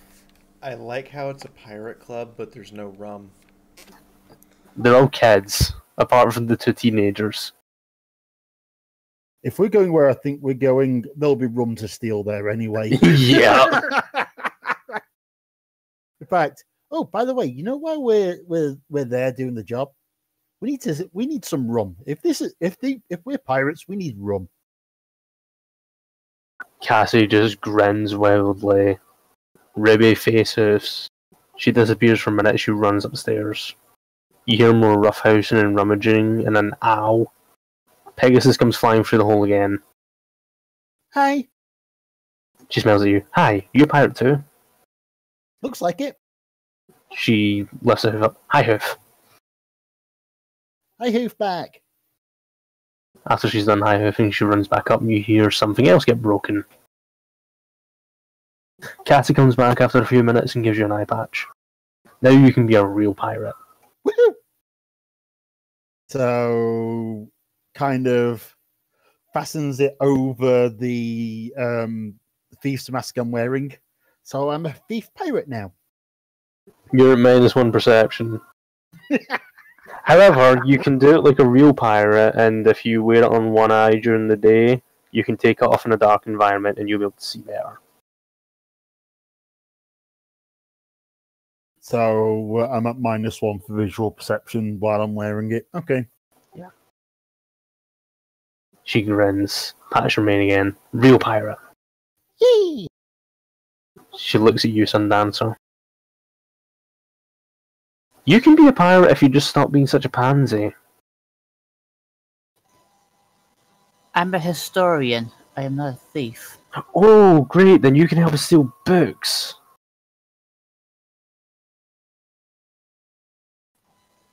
I could, provided you could read. She looks really offended. I can read. Books on making drugs? Yeah, do you know where we can get those? Well, if they're cooking the drugs in the warehouse, wouldn't they have the recipe? She rubs her chin. You hear another face meet hoof. She's not the brains of this, as you can tell. As much as I love her.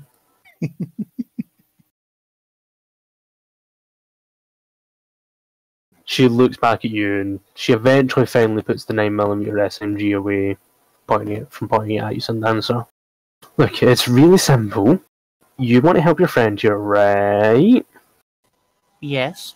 So, we're willing to help your friend get out of her little situation, and all you need to do is, just come with us and help us steal some illicit materials and then smuggle them back into the city. That's it. Easy peasy lemon squeezy. Except you're talking to a pony who's about as sneaky as a stone in a metal can. Well, that's where we come in. We do the sneaky and wave you through, kind of like when you were following me. Wave you through when it's safe, and we sneaky some more until we get to where we need to be, grab what we need to be, and sneaky back out, telling you when you can follow.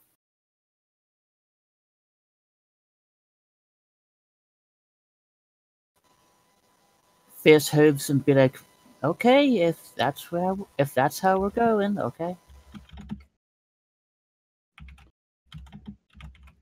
You hear a mighty R from Cassie. Arr! That didn't come out right. Keep trying, you'll get it. There's just more grumbling from Ruby. I still don't. My voice couldn't do the gymnastics to go from my normal voice into squeaky, back down into it. Yeah. I'm not very good at the voice, so I don't even embarrass myself by trying. I should probably learn. Is Sundance allowed to pick up his bags again? Yes. Searches his bags.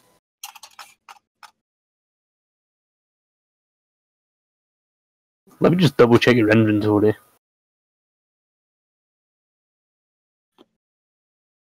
If I could find you, there you are. His inventory is. No, you don't need. I've got it. I've got it. Roll perception. -2.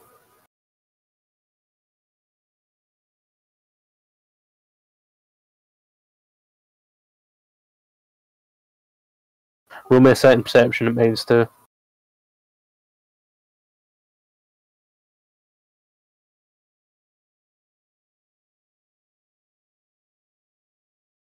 You feel something rummaging in your bag.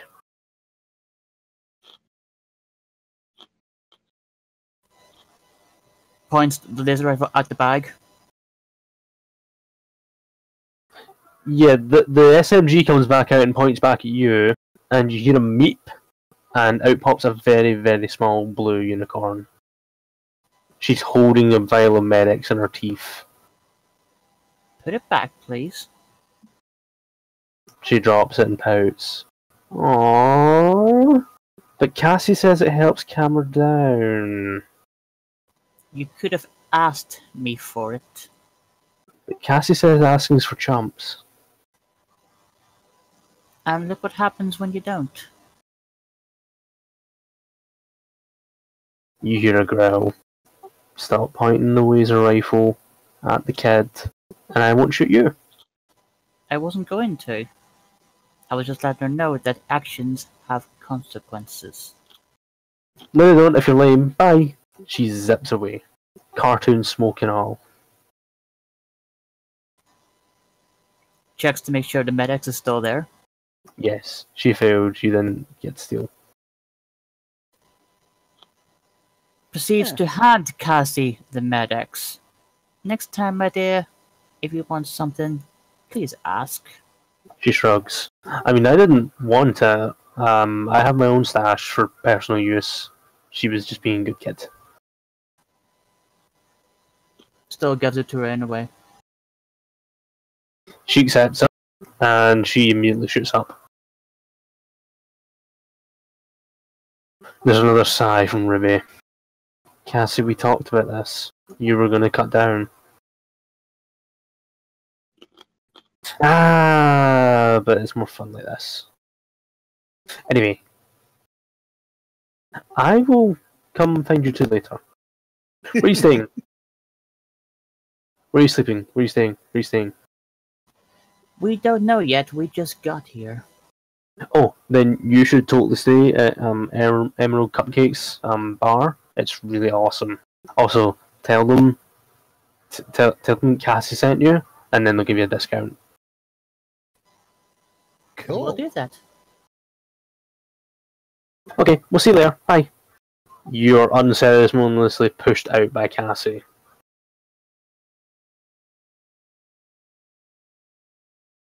As you step outside, you notice that all the roughhousing going on has been, drowned out entirely by the mobs of ponies moving around, the machinery down the stairs going off, and just the general, bottle smashing, shouting, and drunk fighting going on in the slum.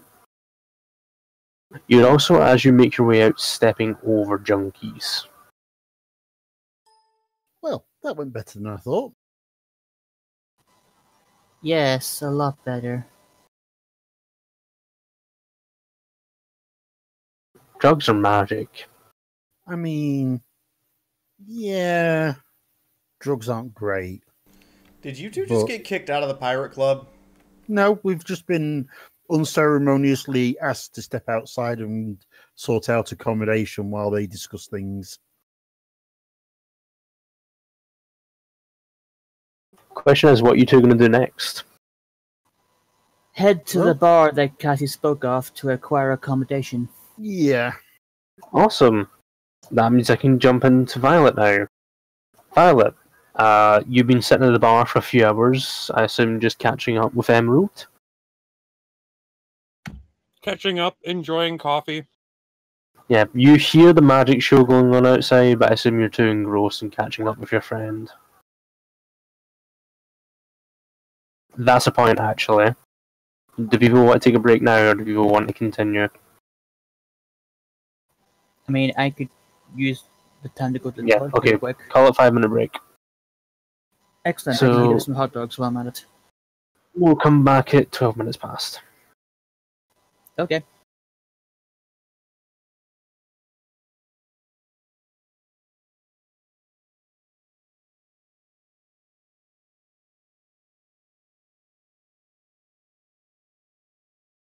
So I'm in Land Pirate Club, and I don't know how I feel about this.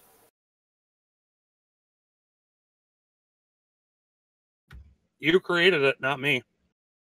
I don't know what this even is. It's a Philly-run pirate club.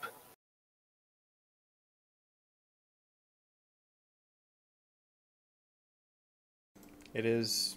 Hello there. Welcome. It is a Philly-run pirate club.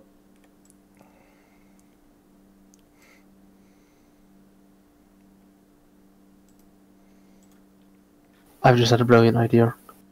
So, what's next? We're doing 5-minute break. Well, we're off to find a purple alicorn. There's one, and there's one, and there's one, and there's one. How we're supposed to tell them apart, I have no earthly idea. One's not up here already. Except for Sevens apparently has 7 of everything. Don't ask questions, it'll scare you. Including Can I pull her slot crank?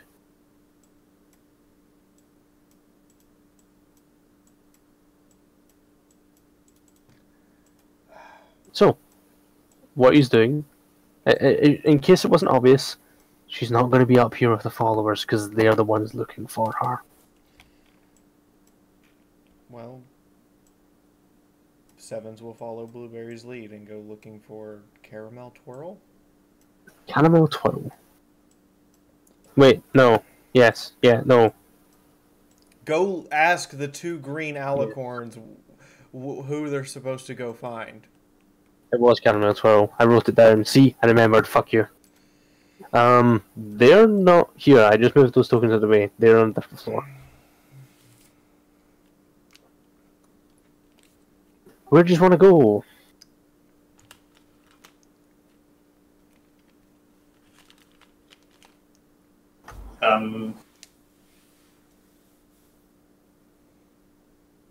Work our way down. Work your way down. I'll throw you a hint. Who do you go to when you want to find someone?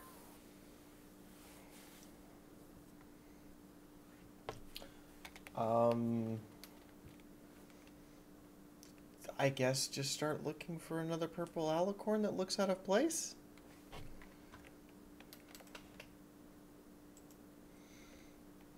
Okay, so you go through the floors. I'm gonna throw you something. I'm gonna be nice. So you work your way through the various floors. You don't manage to bump into everybody else because they're in the bar. You do come back down to the very bottom floor, and you see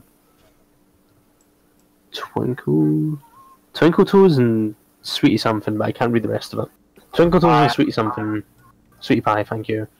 Down by the regulator's office.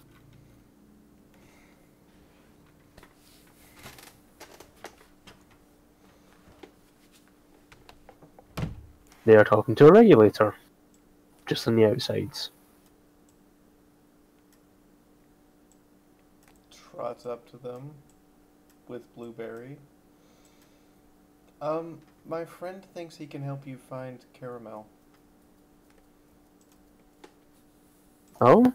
They turn around and look at you, Blueberry.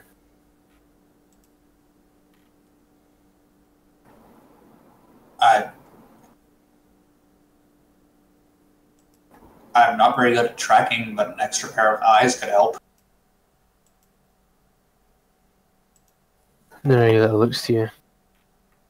Wait, you're a mercenary and you've never heard of Caramel Twirl? Are you from here by any chance? No. Oh, that may explain it. Yeah, she was a raider boss. Her bounty's still needing to be paid.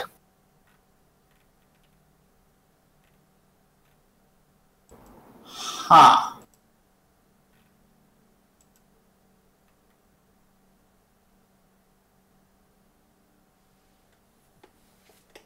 We're paying quite a healthy dose of cats to bring her back dead or alive. We don't care. Why would you want one of our sisters dead? The two green ones look at you. Because she was bad, but now she's trying to do good and he will not listen to her reasoning. He just kind of shrugs uncaringly. You want the job, mercenary?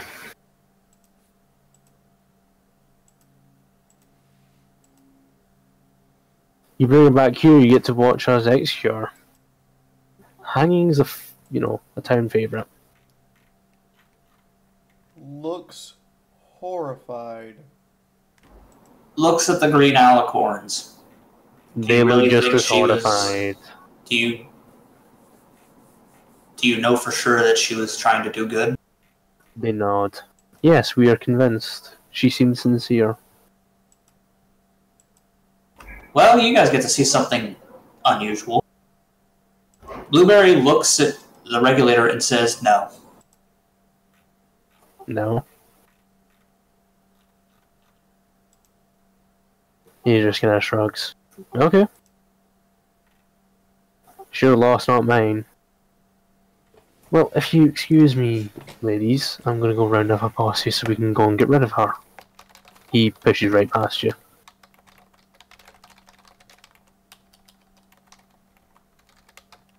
Wait, he pushes right past me? Yep. Do you mean he tries? Because Blueberry is not going to just flop over. No, he doesn't literally push you. He like basically brushes. He bumps shoulder with you as he pushes out like past you, unless you're going to see you entirely block his path. I don't block his path for the simple fact that that would be starting trouble. He brushes right past you and goes and rounds up his posse. Sevens blocks his path. If Okay. Blueberry's not. I'll throw him back. So I assume you literally just park yourself right in front of him. When she realizes Blueberry's not going to stop him, she stops him. He looks at you up and down, very unimpressed. Can I help you? I'm very busy. What do you need? So, in spite of their sincerity, you would just hang her. How do you know she's sincere?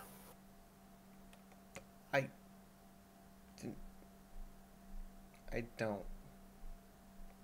Exactly. What I do know for a fact is she was in charge of a raider gang that caused a hell of a lot of damage, not only this town, but to trade in the area. The two sisters look at him and plead. But she was going to make amends, we promise.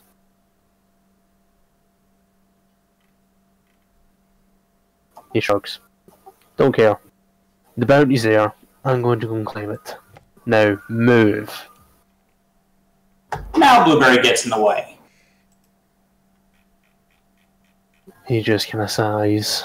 Are you really going to obstruct a regulator from filling out justice? Is it really justice when they're trying to make amends and you murder them? How do you know they're trying to make amends? How do you know they're not? Because they've disappeared from town. That seems a lot suspicious, doesn't it? I'm going to go and check out their hideout. If I find they're there, then she's going to get blasted.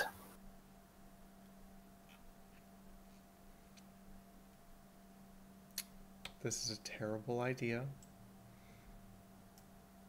And I'm going to see if Roll20 agrees that this is a terrible idea. Are you going to attack a regulator?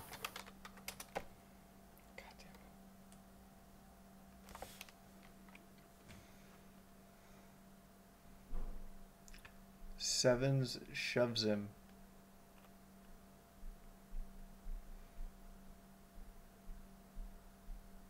Okay, he wasn't expecting it, so I'll give you it.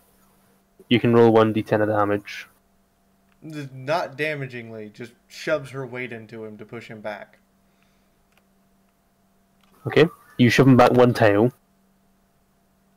He looks fucking livid. What's the bounty? 2,500. If you dare touch me again, I will have you thrown out of this town and at the mercy of Celestia's cultists. Do not do that again.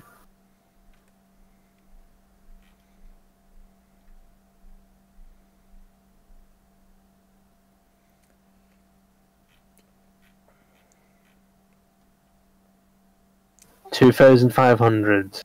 Take the job, or get out of the way so I can go and deal with it.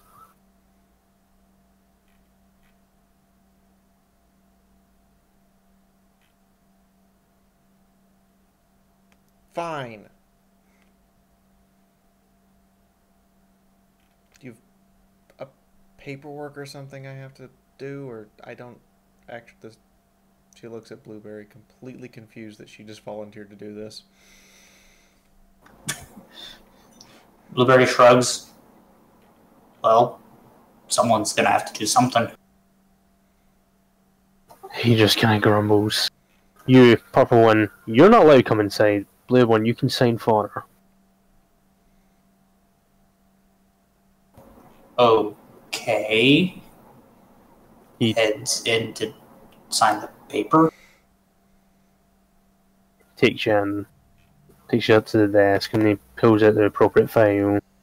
Just basically a contract saying that you've been contracted by the regulator's office to, complete a kill or capture contract on one Cannibal Twirl raider gang of Donut Joe's? Donut Joe's on 42nd Street. He gives you a little Donut Joe's. And he gives you a little explanation as to how to get there. You sure you don't like Project Horizons? I fucking hate Project Horizons. Because that's a Project Horizons reference. Doesn't matter. It's still get fucked. Wow.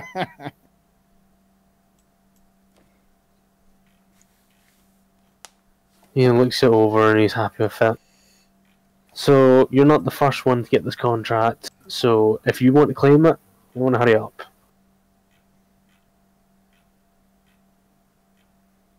Time's a ticking. Click clock, click clock. He signs it and gets out of there. As you come out, the two green alicorns, one of them steps forward and hugs you. Please, try and get her back. She seemed very genuine.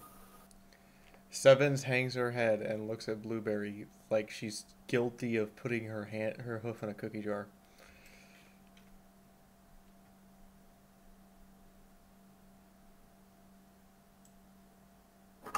Why are you looking like that? I'm tired of ponies shoving alicorns around like they're trash.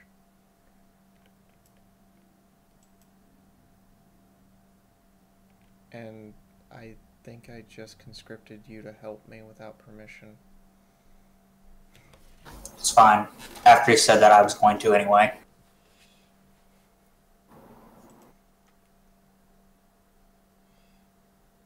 After a moment, he pokes his head out. Oh yeah, one of the other crews is Talon Mercenaries, so yeah. If you can, try and keep the head intact. He sits back in. Blueberry, Rolls his eyes. Blueberry, we should go before I decide that he's worth turning into pink ash. I agree.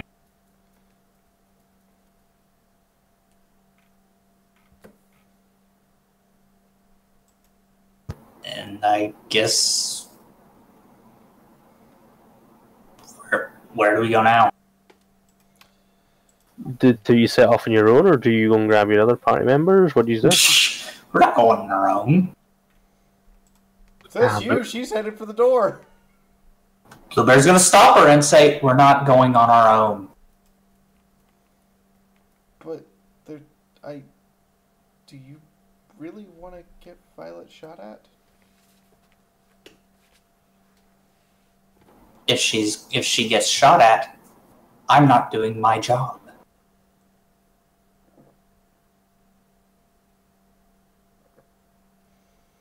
After However, a moment, if she's there... You get tapped on the shoulder, Blueberry. Hmm? The green alicorn is looking a little sheepish. We have something for you. As a little thank you for stepping up where we cannot, because we cannot harm. They roll you, they give you a packet of cigarettes, and then they give you 2 Med-X doses, and then she gives you a nuzzle. Blushes slightly at the muzzle and puts all of the stuff away. Thank you. Sevens inhales a little bit, looks at Blueberry, and goes, "She really likes you." That was purely platonic. She was just being affectionate because you're going to, do her a solid. Alicorns aren't easily affectionate.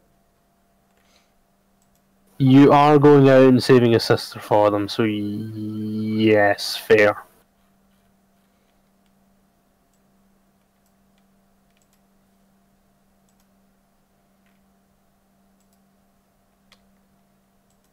So I guess we need to go find the rest. Is Dagio back out of curiosity? Indeed, I am. I've been back for about 15 minutes. I just moved a lamp around my room, so I'm a little bit better lit now. Okay. I didn't realize your lamps contained the magical 420 substance. Not yet, but come November 6th, I'm hoping. Wait, what? Why is it getting legalized in Wisconsin?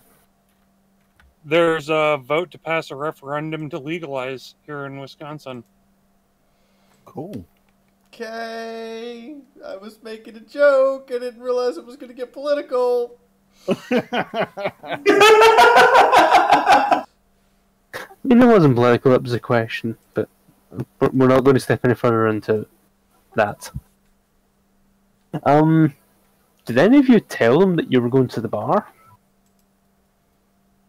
Y'all split up, so no. Fee, Glacier. Nope. Everybody but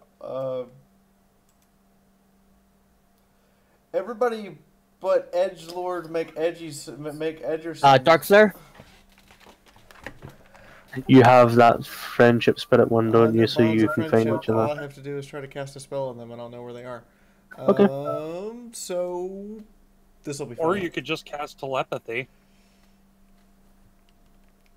But where's the fun in that? That's true, but she's used to having to touch people for telepathy. She's not used to this, so she's gonna cast light on. She's gonna cast light on Sundancer's horn. You're on the wrong floor. It works, but you need to go up to the bar, so you need to go up one floor. She starts heading the direction the spell's pulling. In the So meantime, I take it I don't need to roll perception to notice that my horn is glowing, right? No, your horn is. What color is your magic fee? what color do you think it is? Purple. Good guess. Your horn lights up purple with a light. Kind of dazzles you a little, actually. Why is my horn glowing without me using it? Why are you casting light? It's broad daylight. I'm not. Potency 7 light, so it's really fucking bright. 7? Violet, outside the door, you see a really bright purple fucking light. Huh. Emerald, can we put this conversation on pause for a bit? I get the feeling that's something that requires my attention. Yeah, sure. I'm gonna have to go back to work soon anyway, so nice catching up. See you later, yeah? Of course. She gets up from her stool, gives you a little hug, a little nuzzle, and goes back behind the bar. Violet would return it and then trot towards the door.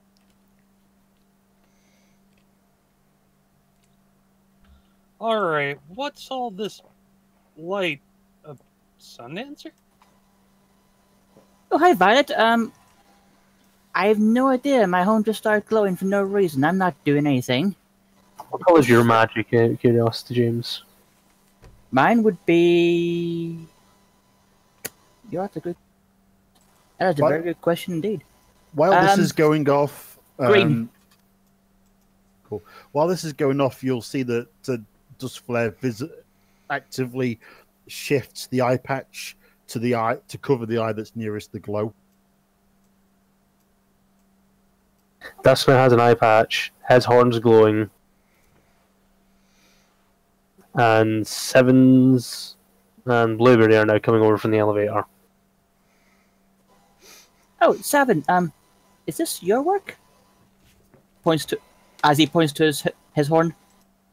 She nods. Oh, I was wondering why this was happening. I didn't think it would be right if I just invaded your head, so I thought We're the friends, you know. easiest- At Savins, we're friends. I wouldn't have minded. Can we put the light out now? It's kind of blinding. Yeah, could you please? Sevens releases the spell. Well, we didn't want to invade your thoughts without permission, so You already have our permission, Savins. We're friends. And besides, if you needed help and you were in any kind of danger, please do so. well, we need help. I think Blueberry understands better than I do. And I'm sorry in advance. Quick out of character. Were we told when we would be needed? No, they just said they'd pick you up later tonight. So we've basically got to be back before sunset. Pretty much. What appears to be the problem? We just had to take out a bounty. Oh, a what? There's a bounty for a purple alicorn. And we had to take the bounty to keep one of the regulators from getting a little bit too Rambunctious? Overzealous. overzealous. He was going to kill her even though there were indications she was trying to make amends, and I'm tired of being pushed around. So, Makes sense. I take it we have a location as to where she is? Looks at Blueberry. It explains how to get to the location. Good. Then I take it that we're not the only ones who are going after this, correct? No. And they mentioned talons. Yeah. I take it I would know what talons are? Yeah, anybody who's been in the wasteland knows what Talon is. Then I guess we better find her pretty sharpish then before they do, because if they find her, we ain't gonna see her again. Well, I mean, there is a bonus here. If we find them, we likely find her, and, well, we can dispatch them nice and quietly. All this hate on Talons, Jesus man, Talons didn't do nothing Talons are wrong. Scum. Talons did nothing wrong. That's like saying Hitler did nothing wrong. Talons are scum. That's the joke. That was the joke. Sorry, continue.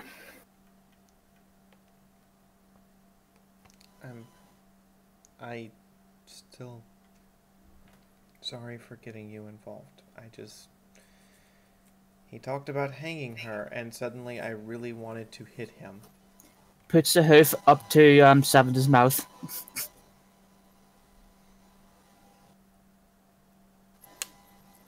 Better we find her first rather than him. This is also true, and before he decides some other purple alicorn is her. Because we look awfully a lot alike. That is true. So then, shall we depart? Does she have a QC mark? Shrugs. That's a good point. Yeah, she does.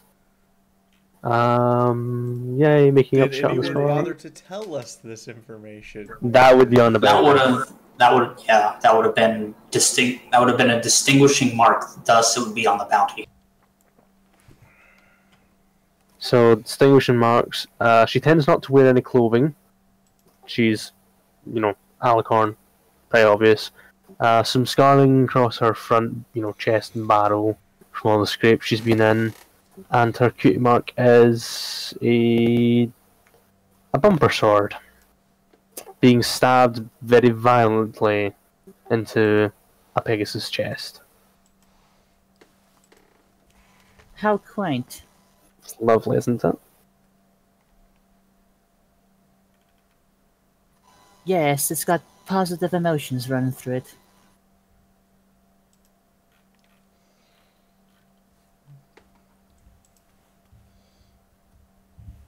Well then, shall we get going then? Best we find her then. Pretty sharpish.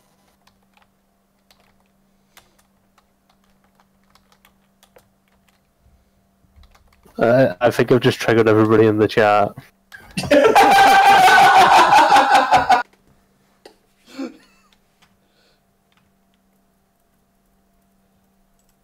Yes, you are right, Glacier. That is one of the best lines in the book. We're on a mission from gold. Yeah. God. My response, hashtag Talons did insert horrible genocide incident here. Also, what was Seven's reaction when Sundance walked up to her and put a hoof up to her mouth to get her to stop talking? Indignantly stares, then calms down. Can I just say, Fee, this is the second game where that is the way to calm your character down. But this one doesn't taste of sandalwood. True.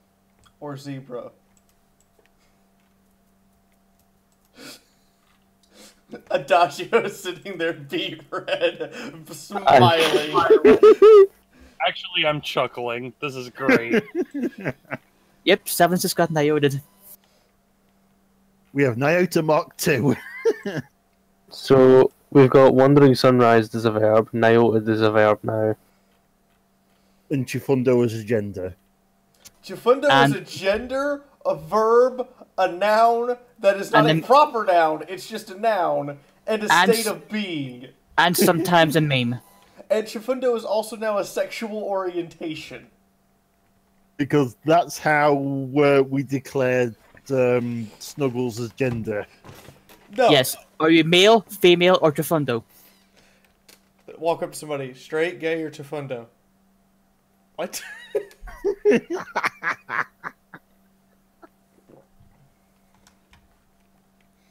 In the meantime, I guess Sevens is very anxious to leave. Is anyone else trying to stop her? No, we're getting you to point us in the direction of where we're going. Does anybody have a spare weapon I can borrow? 1 second. What do you use? Well, I kind of know how to use a Mew.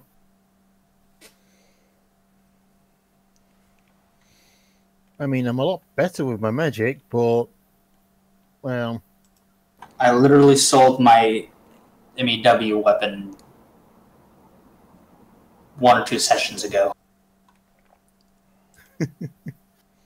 I mean, I've got a cleaver and a lot of machine guns. Sevens pulls out her new battle saddle and rigs it on. I would like to say I have 4 light machine guns and a heavy machine gun.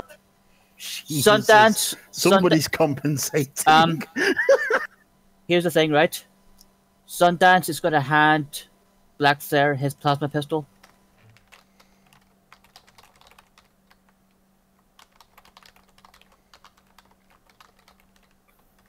Cool. I can use this. Do you have any ammo for it, or do you need that as well? I have what you see me wearing. Okay. We'll also hand you 40 energy cells. Cool. Do you remember that you were introduced to this character as they had just escaped slavery? They've literally got the clothes in their bag that they managed to steal. Sevens will hand her a healing potion. Thank you. And then reach into her bag and pull out a smaller bag and hand that to her. Is that a bag of holding? No, it's a backpack for a normal size pony. So for her, it's a backpack that's 3 sizes too big. I mean, I was making a joke, but okay. And then she'll pull out 4 bottles of water, 2 cans of fruit, and 2 cans of veg. And then and then roll an apple over to her. So, 2 cans of fruit, 2 cans of veg. And an apple.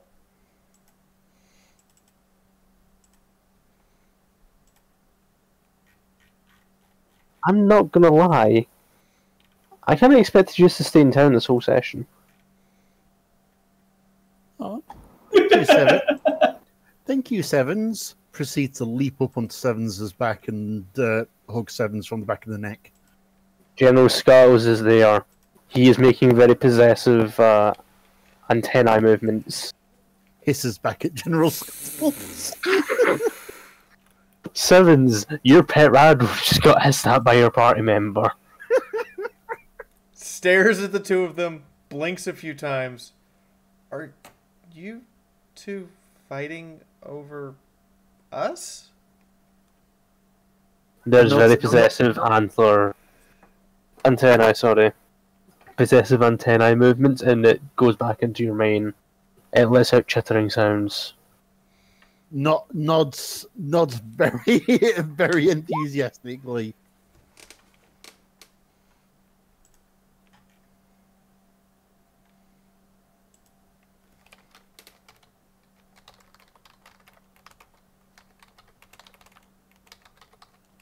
I will proceed to sit at the base of Sevens' neck and kind of just ride along with her.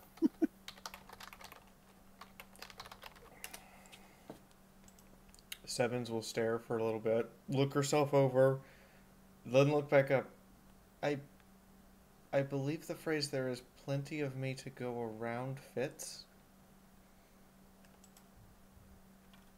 Do you see this as you're Whatever. leaving?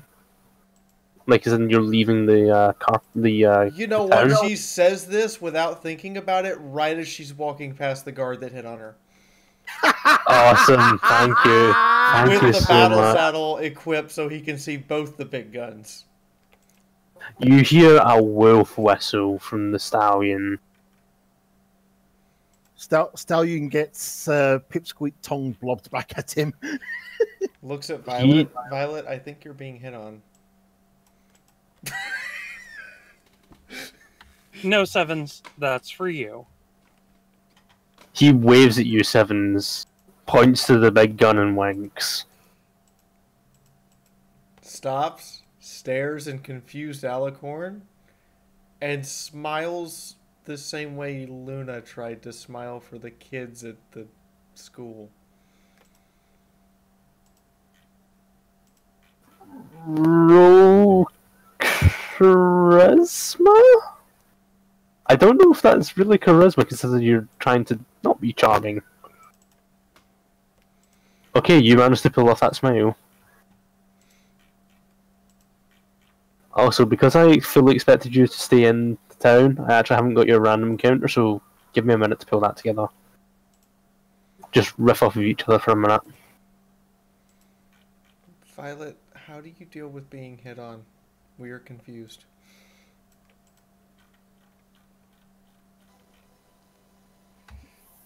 Generally, I just smile, wave, and, you know, if the individual is particularly comely or I just have a need that needs to be scratched, well, perhaps I just roll with it. Really is all up to the situation.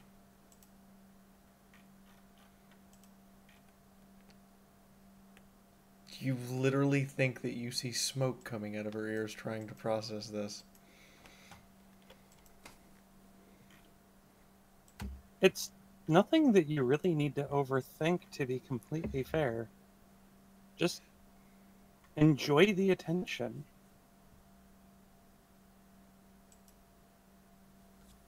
I mean, you seem nice.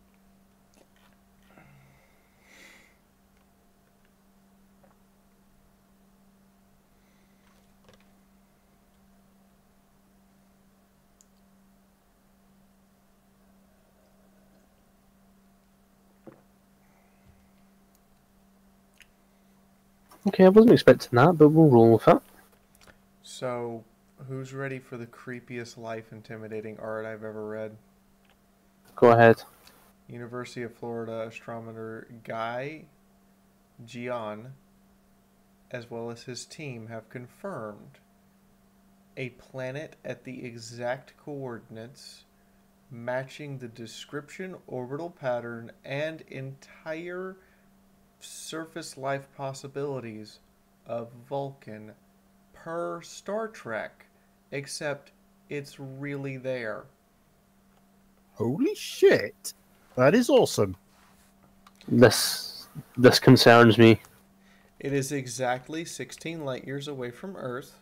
It is exactly 0.6 AU from its star, and it is precisely sitting within the golden zone to sustain life in a desert-like environment. Jesus! I am concerned. And it is GG. precisely in the same constellation Gene Roddenberry said it was. Holy fucking shit. So he's a prophet. Cool. In the meantime, back to what we were doing, because I just had a little minor freak out. I don't blame you. I'm literally just putting together a map and stuff now, so just continue riffing for another minute or two. I'm not gonna lie, that is fucking awesome. That is.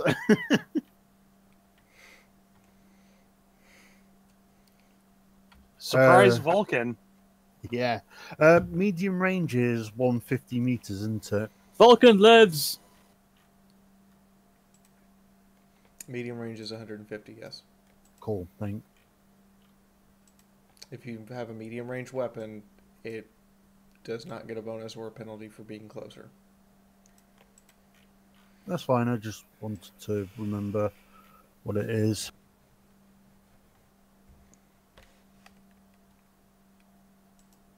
So we're still 1-for-1 on use derailing my thoughts and plans for every session at least once.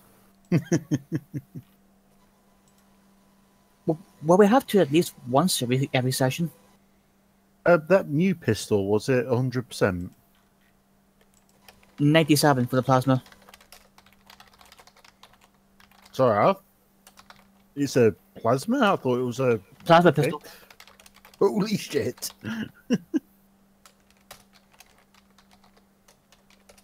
With 40 energy cells. Cool. Yeah, they take gem packs, don't they? Yeah. Yeah. Cool. No, I thought it was a new pistol you gave me, not a plasma. No, plasma. Yep, plasma pistol.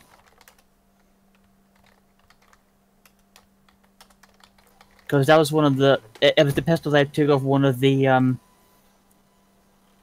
the Securitrons.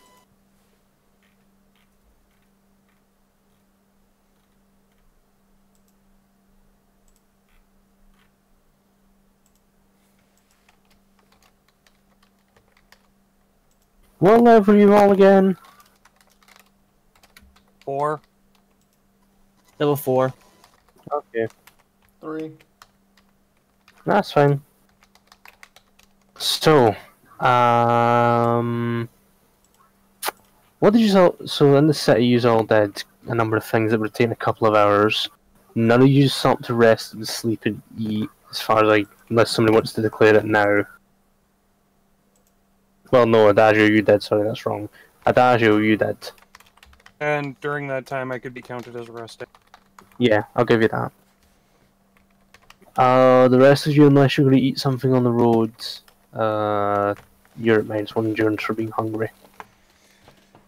As for how long you were in the town, I'm going to call it about 2 or 3 hours to go and do everything that you all did. Consumes the most radioactive thing she has, a Sparkle Cola Rad. Alicorns don't actually need food or water, so technically you're good. Sundance probably would have bought something while he was walking around.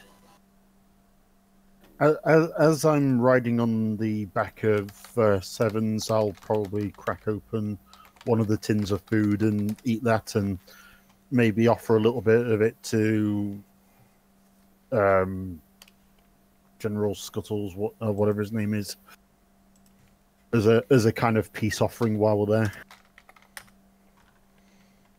There's some Sevens provides you with a can opener. Thank you. There's some very angry and very upset. I keep going to call them antlers, but they're antennae. Very upset antennae wailing. There's a few. What noises does a roach even make? Hold on. Chittering. Chittering. Let's go with that. There's some upset chittering.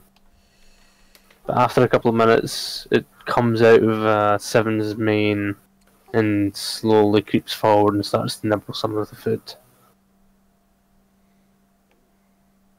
As for the really map, acknowledge the roach much, just lets it do its thing while eating the rest. as for the map, if you want to throw your tokens down on the bottom left, please. Roaches chirp, hiss, chitter, and even howl, apparently. Most sounds that they emanate are too low in volume or too high pitched for the human ear to detect. But they actually make several sounds and are apparently capable of the same communication level as a pack of wolves. Jesus. That's kind of terrifying. Why you make me look up weird facts? No, I'm sorry. That is why the fuck, Mother Nature. Mother Nature, you scare it. I don't know how I feel about this information. Moving on swiftly before I think on that too much. Characters in the bottom left, please. So you step out of town. The guard hits on you, and you've done all that. The guard hits on you. Your big gun is really attractive to this guard. He loves your big gun fee. Really loves your big gun. And you set off. The rain has finally stopped. The clouds have finally cleared. The sun's back out. It's not exactly warm, but it's not cold either. You know, you're going through the dead cityscape. As you're walking along, there's trash being blown around in this light breeze. The buildings are crumbling slowly as time just takes their toll on them. You still keep seeing very similar, propaganda posters from the war. So, the Ministry of Morale is always watching. There's Ministry of Peace ones telling you that we can do better. There's some for Ministry of Wartime Technology telling you that you are needed on the home front. And there's some recruitment propaganda posters for the army. There's one showing the skyline of Baltimore itself, surrounded by zebra spears, saying, "Don't forget Baltimore." Or another variation of the same poster with Baltimore stands, except this time it's advertising the Navy and has the fleet firing back. Your standard fare of war city propaganda posters as you make your way along. And you hear the cries of pain and agony as ponies are killed and shot, and the horrors of the waste continue all around you.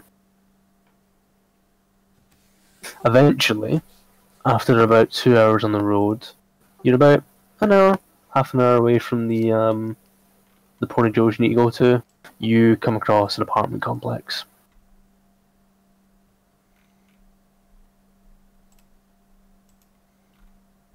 Do we notice anything about it? Roll perceptions. Just standard? Yeah, standard. Dark Flare will flick up her That's 4 degrees for me. If you're going to just flick up your eye patch, then you can just invalidate the minus. It's only if you continue to wear it for whatever reason. Yeah. Okay. So that's a 1 versus a 7, not 1 versus a 6. I fucking hate you. I still not one though. Everyone else, please make the rolls anyway. I guess Val doesn't see anything. Are you rolling magic? Oh, you're trying to connect to the Alicorn. Nope. Also isn't- not one. This isn't where the Alicorn is anyway. Nope. That's 2 nat 1s and 2 nat 10s. Oh, bipolar 20, we The- love you. The magic check was for heightened senses. Okay, that's which fair. brings her perception So, to 7. Violet and Glacier, the two of you are too busy arguing. As to what you're arguing about, I will let you determine. You fail to notice that you're even really on anything different on the street. You're just too busy bitching about something. As far as you're concerned, Sundance, it's just a run-of-the-mill apartment block. Actually, I got 4 degrees of success.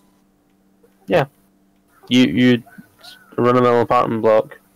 There's nothing particularly outstanding to you. Sevens and Dark Flare, however, and I've just realised I don't have a token for this. You see the bats roosting under the soffits.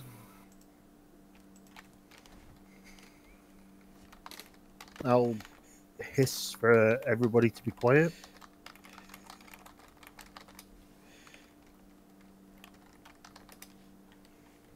Sorry, not bats. What are they called again? Bloodwings or something like that? Oh yeah, those the vampires, basically. Yeah, Bloodwings. That's it. Sorry, I got the wrong name. Yeah, you see a bunch of Bloodwings resting under Well, the once upon a soffits. time they were bats. Yeah. So you're not wrong. They were vampire fruit bats. Yep. But anyway, yeah, I hiss at the two bickering to shut up.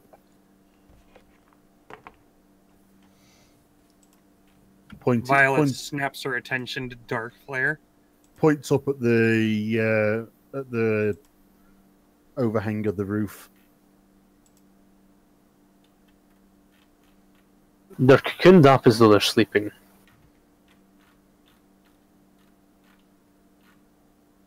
They're hanging in a little soft overhang. And two, you got nat ones, so not only. Let me jump back a moment. So James, you also see the ones, the bats. However, the two of you with nat ones also notice a shadow of an equine moving in this window.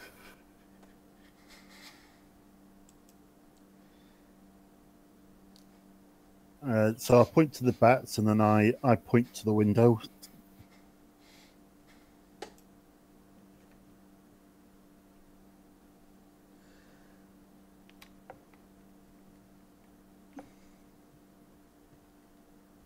Anyone seeing the window? As you pointed out, they were able to see the shadow. 7. He's not standing in the window per se, he's standing in a room with the light and the shadow is being cast onto the window.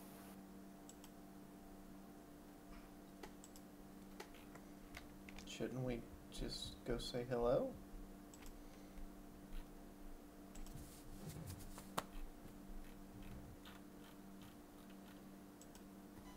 We should, but we shouldn't shout. We might alarm those bats over there. Bloodwings. And yes, we should avoid browsing the Bloodwings for any reason whatsoever.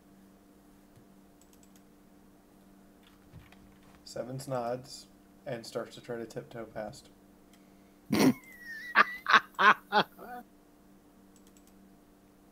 You You're laugh! surprisingly sneaky for an Alicorn. I'm going to give it to you. You drop into sneak. Violet, on the other hand, wakes up half the neighborhood. Violet hits a stop sign that falls into a trash can that causes the fire hydrant to explode. Roll up because you said it. Roll up. Are we all rolling sneak here? You want to see something funny? Go ahead. 7. The Alicorn that is a quarter size category bigger than you is sneakier than you. I've only 5 degrees. I'm only like half a degree off. Let's see if you woke any up any of the neighbours.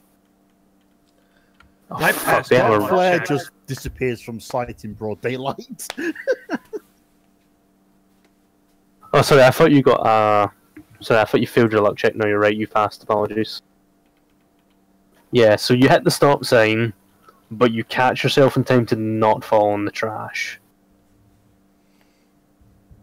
Looks back and hisses. You're all dropping in to sneak. They're fucking sleeping. I look into this window and look around.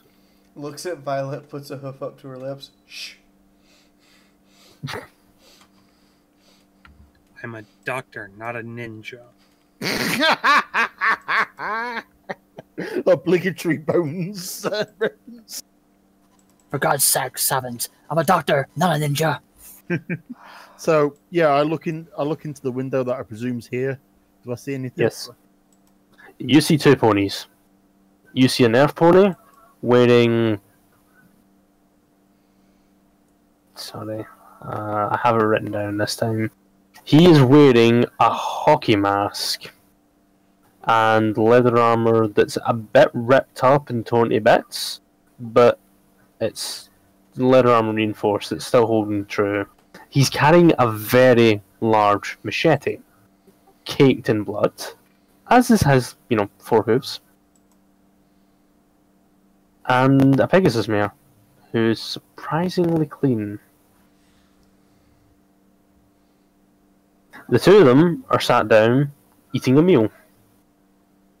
Let's see if they notice you.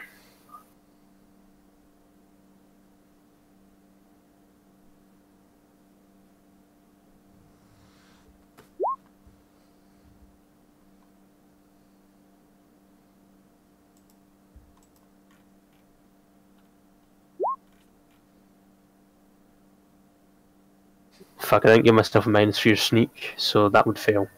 They fail to notice you and continue eating some sort of stew.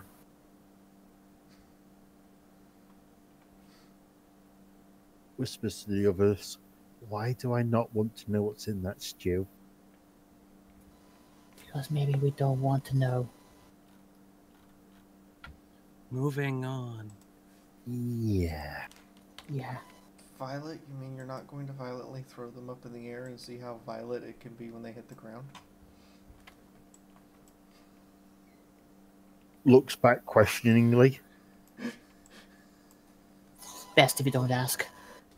Why would I do that? Whoops. They're not slavers. Hisses at the word slaver. Sighs. Nods. Continue sneaking.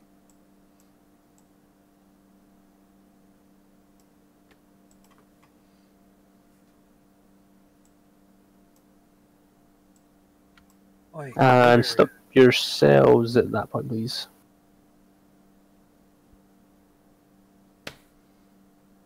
There's more bats.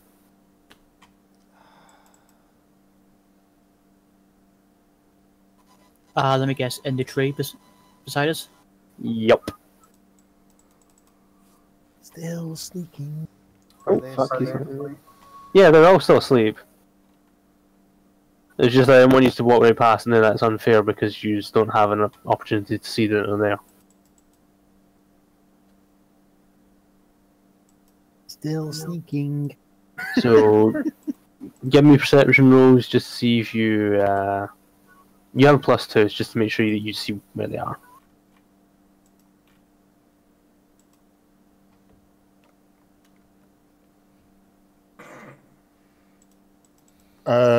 Again, I forgot to take the -1 out, so that's 8 on 8.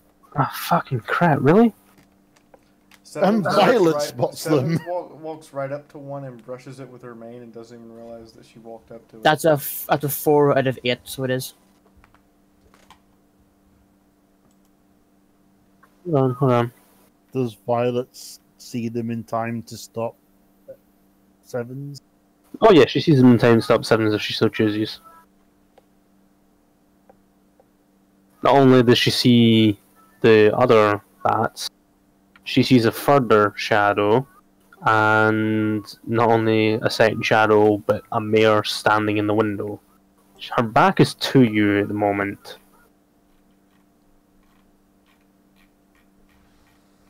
Two of them just seem to be talking. Quick, run! It's Preston Garvey! This is not our problem, and it will not be added to our map. Moving on. Oh, and by the way, she would catch sevens before she brushes the bat. Okay, I'll give you it.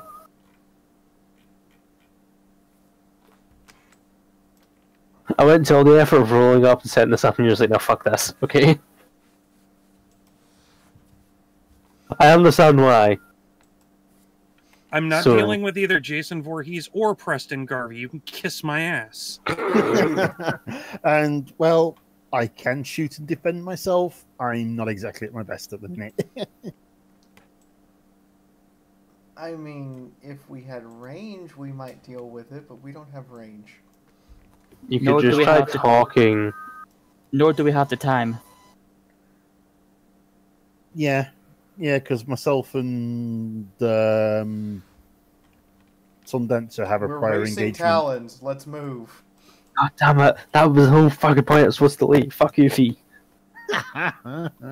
Delay this heavy machine gun to your balls. Not shooting it, swinging it at you. Ow! Yeah, That's just realistically, cruel and we unusual. were on a mission, and honestly, they weren't doing anything overtly hostile. They didn't attack us. They didn't yell at us. They didn't do a fucking thing. So why should we care what they do? That Stu was suspect, but that's not Doc Flair's problem. And and that mare is and that stallion is not leaning out the wind going, help, we need help. Bottom left. Well, this is a good start. Oh yeah, I haven't even got to the describing part yet.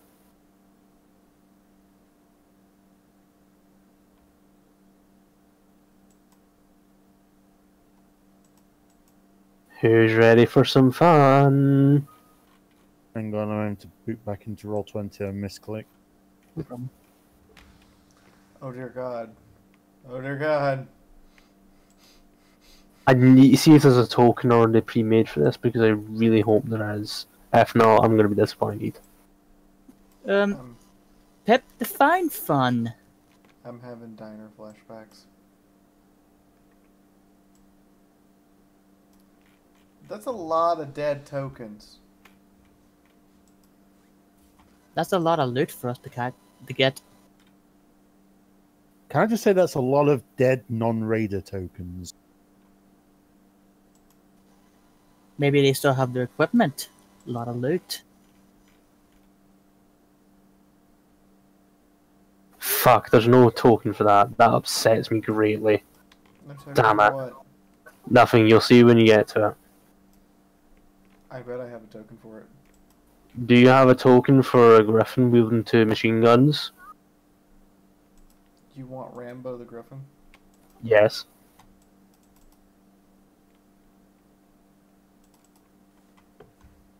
Don't tell me you actually have that.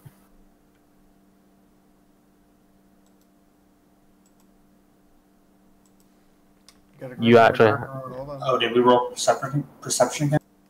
Just 1 second, I'm just... I have a Griffin with a minigun. That will have to suffice. Hold on.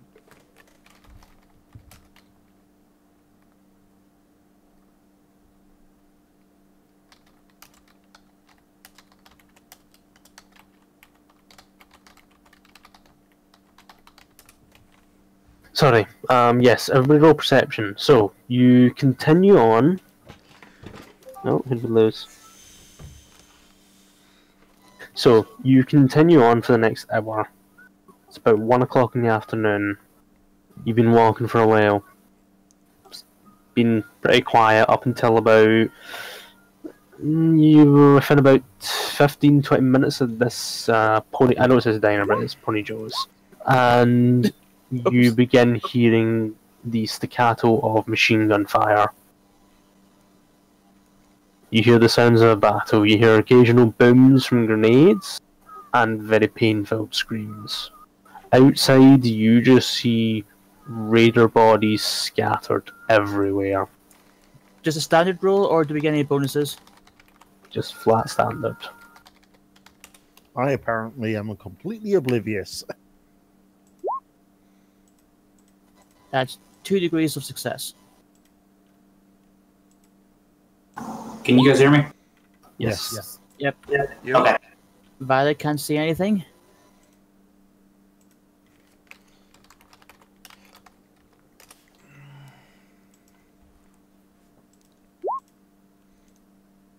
Blueberry doesn't see anything. Who passed? I did. Sundance passed and I had 2 degrees. Violet passed. Another one. Fuck. No, that's from the previous turn. Oh, okay. Jesus, I was confused. Okay. The only one who hasn't rolled is Fee. She was giving me that token.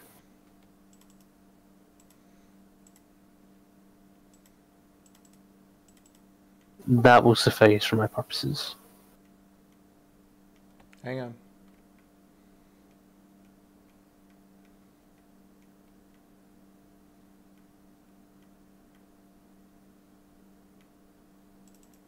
I have 2 griffins with miniguns. I have that other one, but thank you.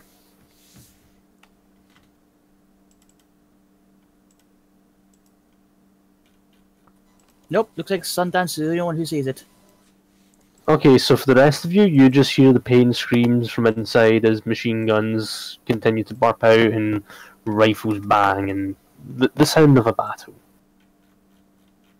You, James, you can see within a window, so the window is going to be about here, you can see 2 griffins.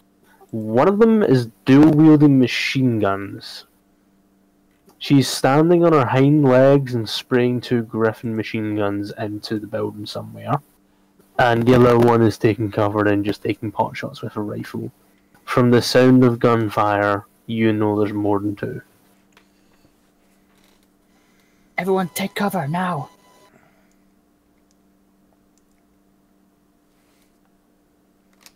Goes into sneak. Is there anyone around here where we can take cover? There's what you can see on the map. So you got bushes for concealment, a big fucking sign in front of you, and some walls in the building and a truck. Okay. Runs up to the bush that I pinged. I'm in sneak, so unless they roll a perception, they don't know I'm here. They're too busy shooting the shit out of things. Charges into the building. I like that. Sevens, don't! Engines here and your Goes after. So I Where's the nearest move. window? the nearest window is this big green plant. I dash up to the sign and use it for cover to look into the diner. Going after her. Do you jump in as well? I guess. Awesome. Both of you roll initiative.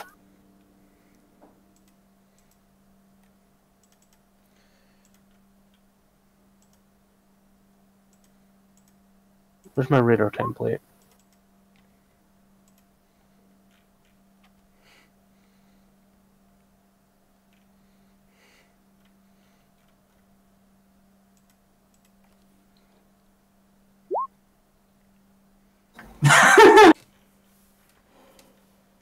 Wow, we have an initiative off.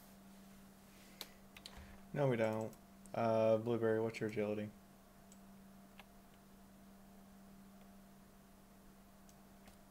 Four. Lower than mine. Okay. So, silly question, mic tuck. Sorry, what was that? Mic test. Yeah, we can hear you. Okay. And it's not a silly question given the issues that some of us seem to be having with Discord at the minute. Oh no, I'm not having any problems with Discord. I just decided to put a little bit of a pop filter over my mic.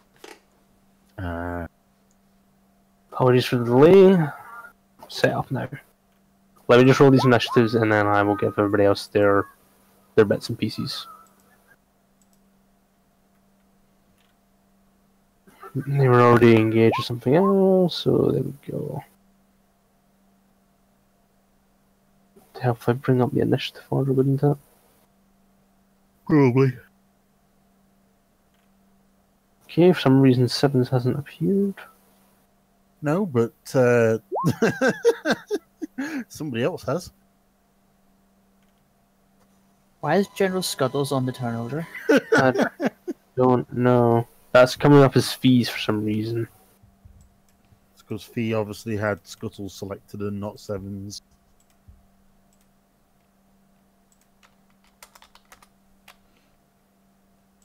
Because General Scuttles is about to take names and kill bitches. So anybody who's not jumping into combat, so I assume that's just James and Dark at the moment. Okay, you don't need to roll. And yeah. I wasn't expecting you to dive into combat, so hence my unpreparedness. Question.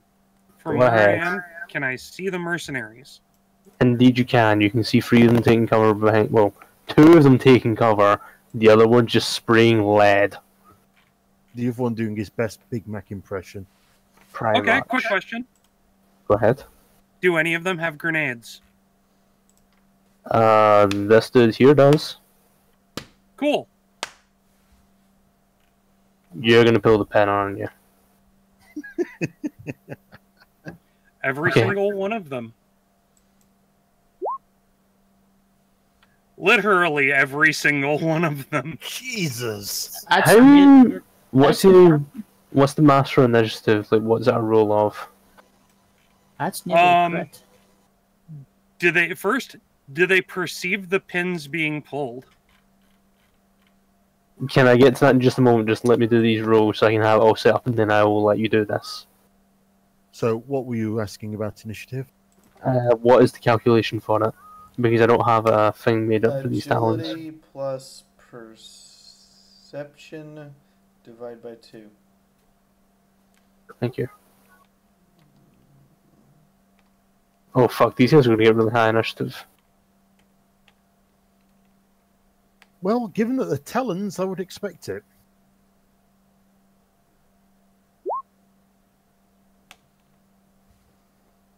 And how do I factor in the random aspect of it? Because I know it jumps up and down. You roll a d10 and add that number.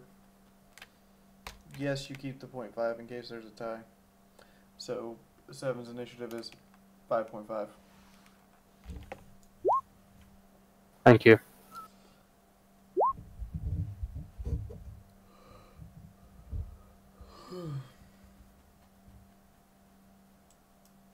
So I'm trying to run combat slightly different because normally I make up pre-made, what do you call it, templates, and I'm trying to do it differently this time. You mean because we leapt into this faster than you were expecting? That, and I haven't done it this way, so I might as well try and see if it works out any better. Pep, you can actually do this faster because you're rolling it wrong. First and I am? foremost. Yeah, it should be just 9. If they're 9 and 9, they should be 9. Yeah, because 9 plus 9 divided by 2 is 9. That's a good point. So why the hell is it giving me 13 in the thing? Because order it's of doing... operations, you didn't put brackets. Yeah. Anyway, so you just 9 plus a d10 is their initiative. Oh, okay. That would have been, yeah, smarter.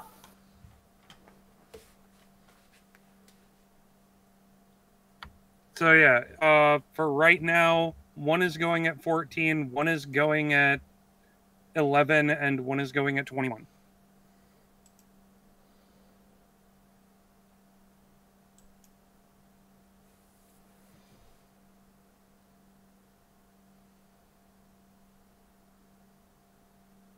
And I have one more I need to do.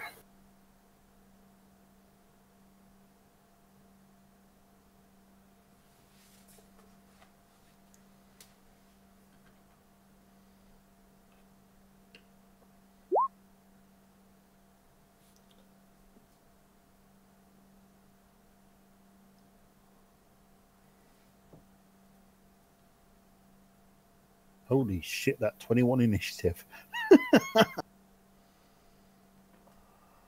You haven't rolled for some reason. Me. But here's also No. Yes, sorry, go ahead. here's the funny thing. They don't know we're here yet. Yeah, exactly. Oh, That hurt. that initiative. Yeah, that's a Raiders initiative, all right. Oh, Oh, twice my in a God. row. Oh, I can't Wait. Are you using the front page initiative roll or the third page initiative roll? The third, the one that says offense. That would be third page because it wouldn't show up as 4 if she rolled a 1. Jesus, those are terrible initiatives. Right, try it again. I've just booted the. And then that one's 10.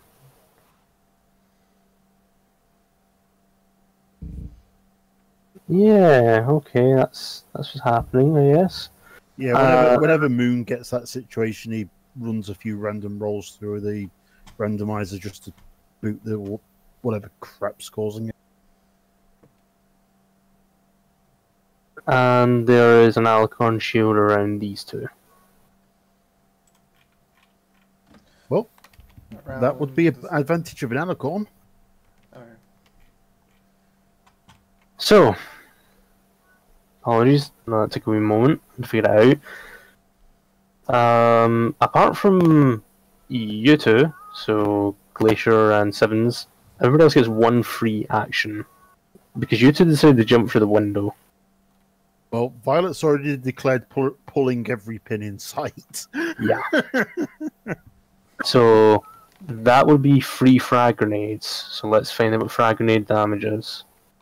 Isn't it normal frag grenade rules, in which case it detonates at the end of the turn? Yeah, it detonates at the end of turn. I still don't know what the damage is going to be.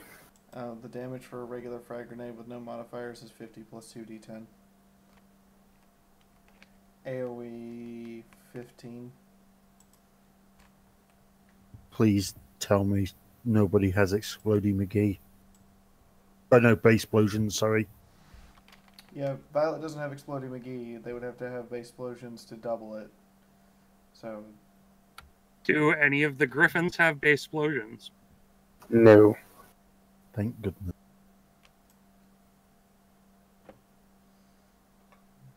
Okay, so you pull the pins, that's your free action.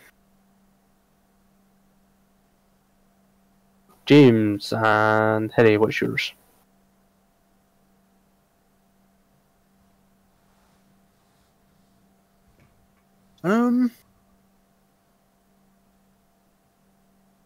What do Also, I do two of to- you are not on the initiative roll. Yeah, it's because you only told it originally feeding what's its roll initiative. Ah, right, sorry. I mean, I can roll mine up if you want. Yeah, fuck it, go ahead and just roll.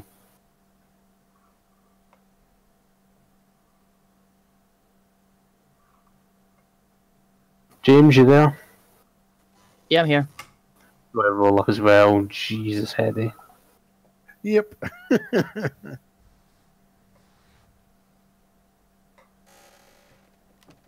Okay, both of you still get your one free action. I'm just counting squares here at the moment.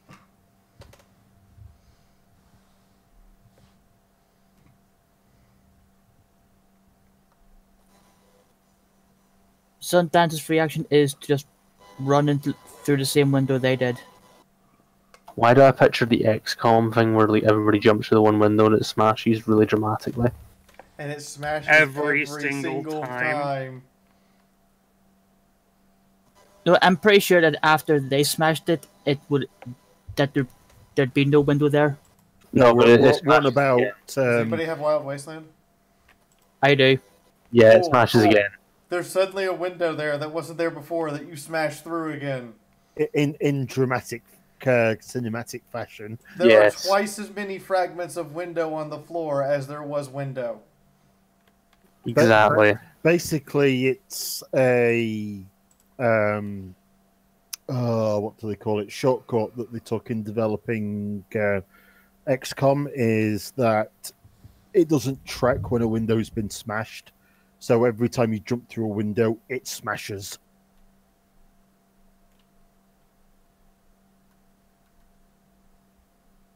Oh no, it does record it if if you're stood using cover next to the window. It and does smash record the that. window. But anyway, I'm digressing, and you've got a turn to run. No, you've got one free action, so you haven't declared yours. One free action.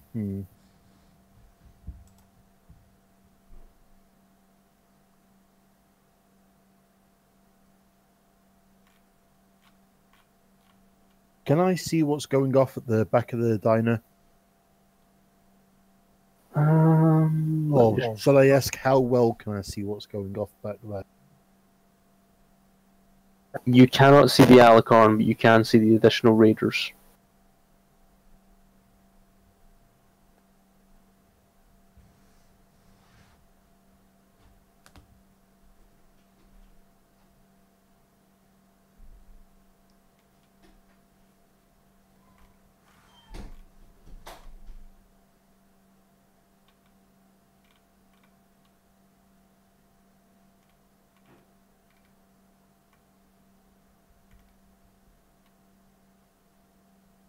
I'm gonna run behind that wall.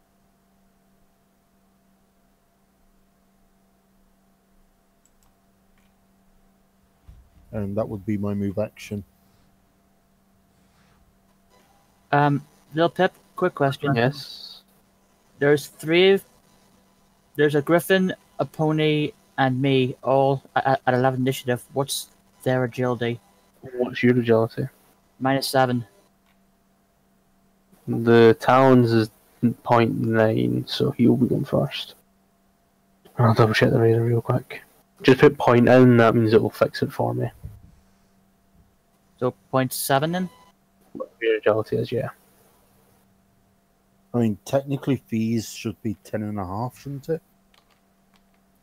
Yeah, but it's fine. 10.1 just to show that she goes before the other 10s. What's your agility, Glacier? 4. Okay, can you put 0.1? Fee, can you put 0.3?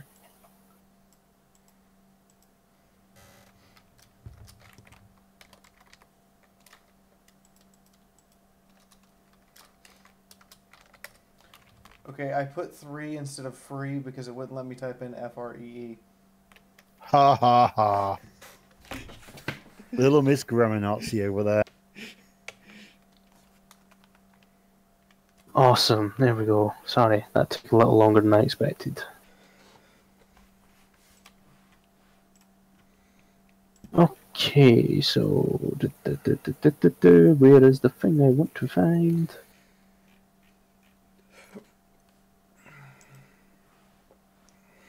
I regret not preparing this much further in advance.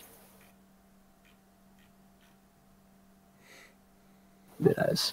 So, Griffin number 1. This dude over here. He just continues plinking away with his Desert Griffin. That's 20 AP. Well, I say plinking. It's not really plinking, is it?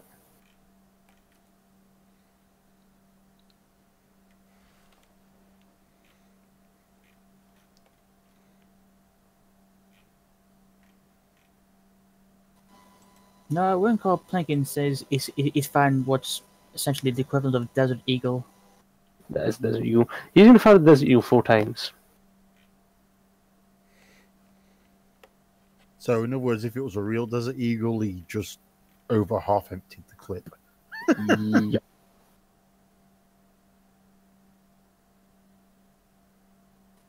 Also, isn't that the same Griffin who just had all the pins in his grenades pulled? No, that's this gentleman here.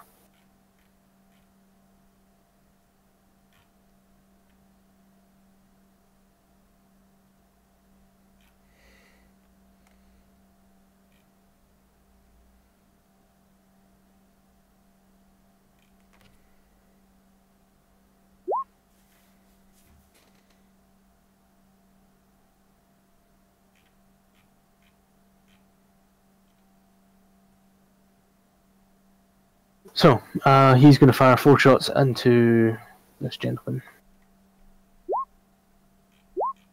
He's going to miss one.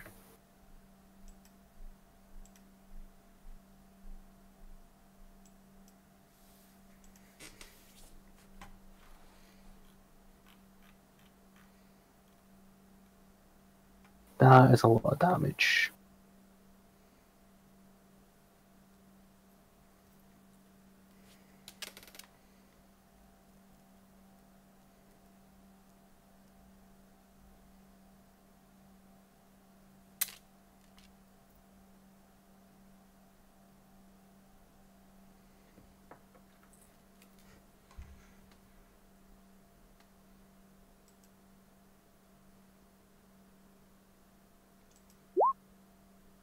Oh fuck, that's a lot of damage. Remember the. Hang on. Is that for 4 shots? Did you say? Uh, No, 3, because he missed one. yeah, he missed one. 3 shots. So DT is applied 3 times. Yeah, I have applied that. Cool. Okay. Is that for the shield? Or is No, that that was a raider. Oh, well, we don't care about raiders, so that's okay. At the moment, they're distracting the griffins. Yeah. Rambo here, so the rest of them are just wearing, you know, your bog standard Talon armor. They're brown griffins. It's fine. This dude is just asking to be shot. He's wearing a rainbow coloured bandana, black Talon armor, and he looks really buff and really sweaty. As though he was just, you know, covered in oil as he just fires his machine guns. Ooh, hot. Ooh, so dead. And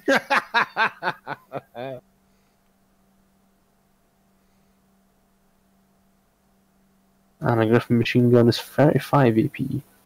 So he can fire. Oh god, it's for long. Yep. 5 rate of fire, so he's going to fire 10 times. At a minus 25 because of rate of fire penalty. Yeah. Well, even more than that because he's dual wielding, so minus 25 on top of the minus 20 because there's a perch, it's minus 45.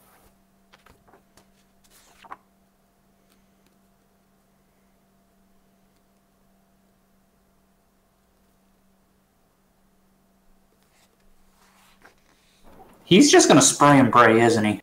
Yep. Yep. But then when you've got 2 machine Wow. guns in your hands, I'm just doing this because I will lose track of the numbers. That's just for my benefit.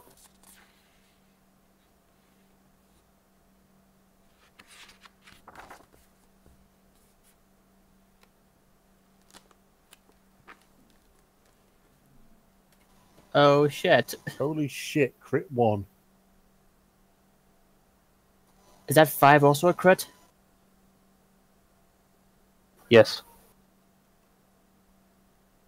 Thankfully, that's a crit for only 1 round. Yeah, because it's an odd number. The one bad thing about the Griffin machine gun, not a lot of damage.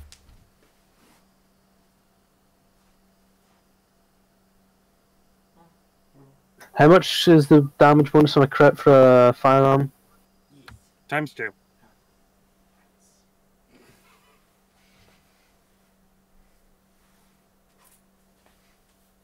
That would be 50.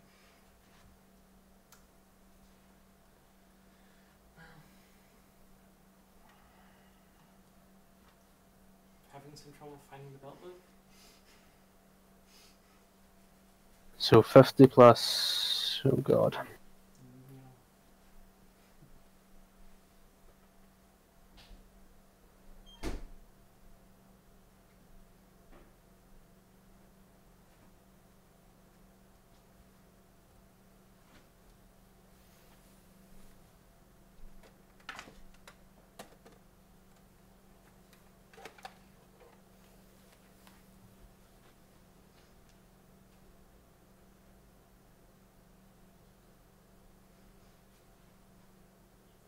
100. So, you hear a hand cannon going bang, bang, bang, and then you hear the rip of 2 machine guns, and this raider is torn into chunks.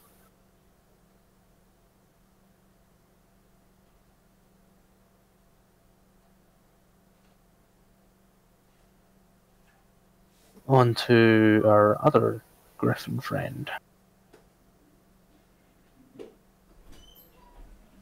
So this one has to take a movement action to get out into cover. This one is actually wounded. He's been hit at least once, and he takes out a service rifle and starts firing at this dude.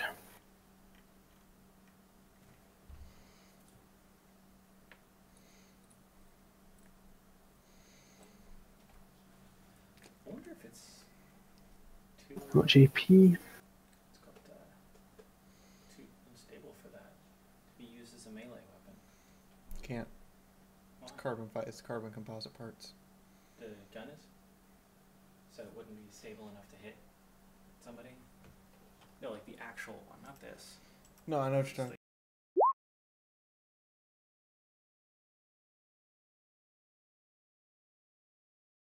That's rolling Those are really low. D10s. Oh, that's why. I was very confused.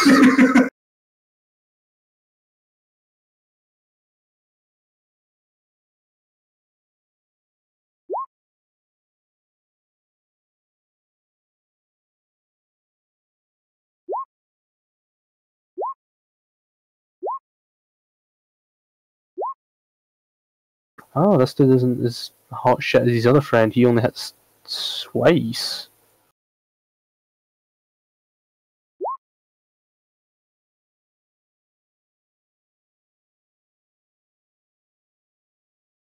Okay, thank you, Glacier.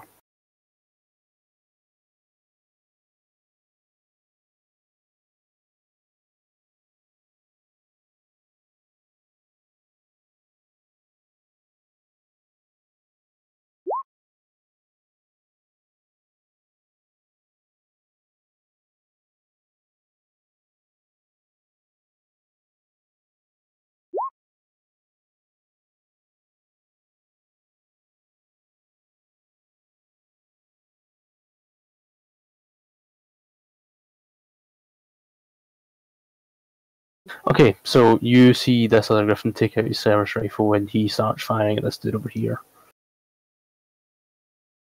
And Sundancer, it's finally your turn. I thought it's the griffin below me because he has an agility of 9. You are correct. Well, let's give him a perception roll to see if he notices his grenades have been pulled. Did you do that from sneak, Adagio, or did you not do that from sneak? Just so I know I if didn't you do get that from extra. sneak, but did he spend all of his AP fighting? He hasn't had the chance to go yet. Oh, alright. I'm going to give him a perception roll at minus. I was going to give you further minuses if you did it from sneak, so. Because it's very hard to hear the sound of a pin, or even notice it. Especially when your mate is going all out with 2 machine guns.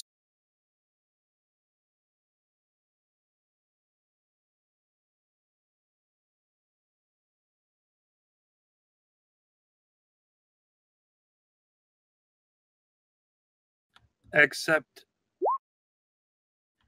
Yeah, in the he's- Fallout universe, because they are shaped like apples. The pin is the stem.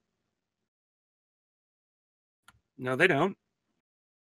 And 12 feet away, there is a griffin going ham with 2 Well, I guess machine they wouldn't have a guns. spoon. There is no spoon. Roll luck, Adagio. There is only grenade. So I had a very Wait, silly idea. hold on. The fuck? To screw with a group of vampires. Oh, I fucked up. Okay, never mind. He didn't hear it. Sorry, I fucked that up. Yeah, he fails to notice. Okay, that's fine.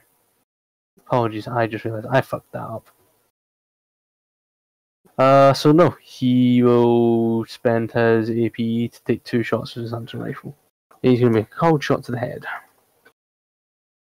So he's trying to headshot this dude over here.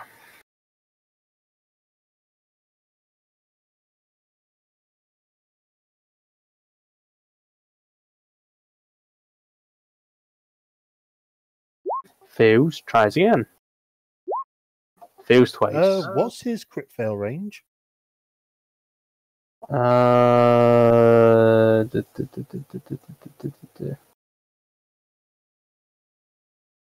Doesn't fall within it, unfortunately. Okay. And for some reason, you have disappeared from the turn order. There you are.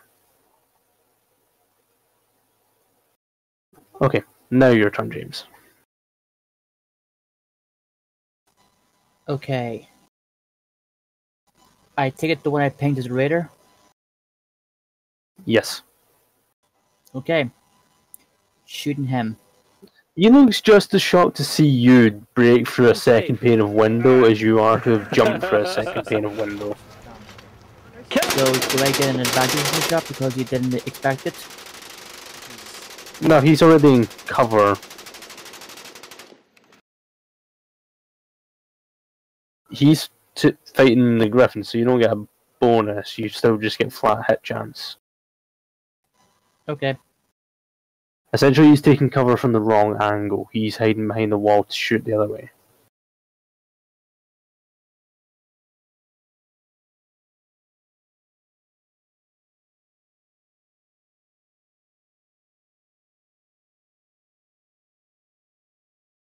You hit him.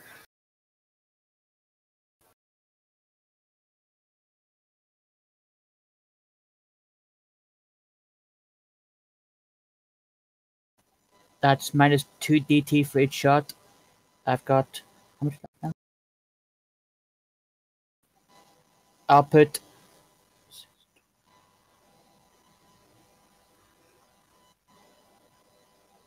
Dodges... what's the thing for dodge again? What's the maximum points for dodge again, sorry? You're a Double agility. Yeah, agility times 2. Agility times 3. 3. Sorry. Okay, so that's 740. Okay, I've got 20 points left. I'll throw all that into dodge, and then that's my turn over. Okay. Dude, you just shot. Not looking happy about that. Really not looking happy about that. He's got a caravan shotgun in his gub, and you hear a muffled what sounds like "fuck you," but it's really hard to tell through the fact that that shotgun's a rusty piece of shit and it's in his mouth. Well, I'm kind of using the table there as cover. That's fine.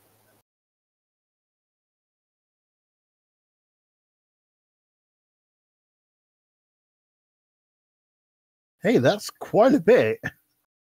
Especially against the shotgun. Better than nothing. Of cover. I just want to point out that a fellow party member will provide you with 50 DT of cover. That's the difference in a table and a body. 5 or 50. Yeah, there's still a hole going in the ceiling. Your local Alicorn. That's probably a So- at 75. The shotgun is a piece of junk, and it just ends up hitting into the roof or the ceiling above you. He tries again, Of damage threshold for you, and he succeeds. or do they provide more? Do they provide double? I'm just double checking something.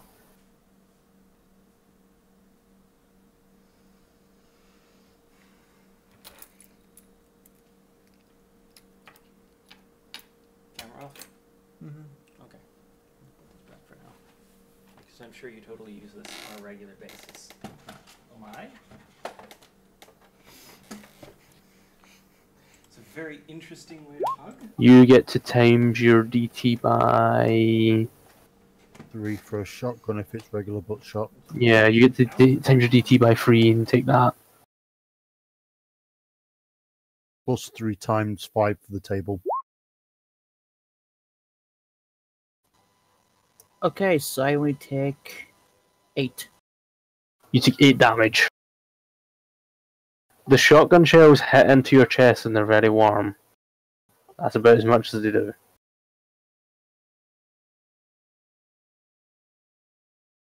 And I think he has enough AP for movement. He does. And he's going to take a movement action.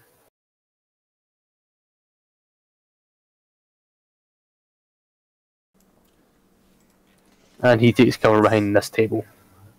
Ending his turn. Your turn, unit. That would actually be worse. Is anyone making an effort to stop unit if she goes out to where the machine gun fire is?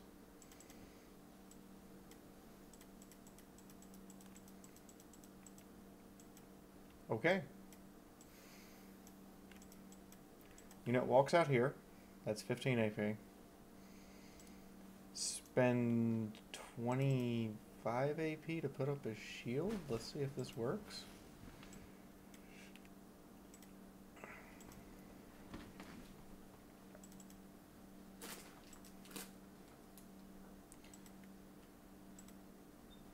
Looks like it worked.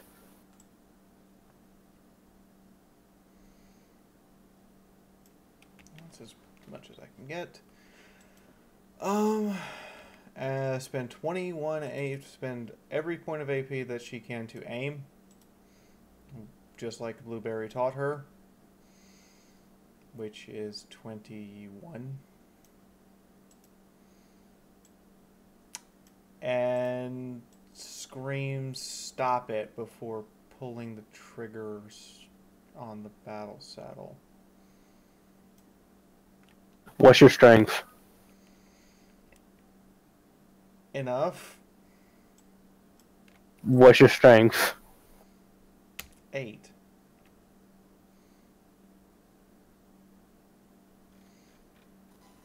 Battle saddles reduces the strength of weapons on it by 2. I know that's fine.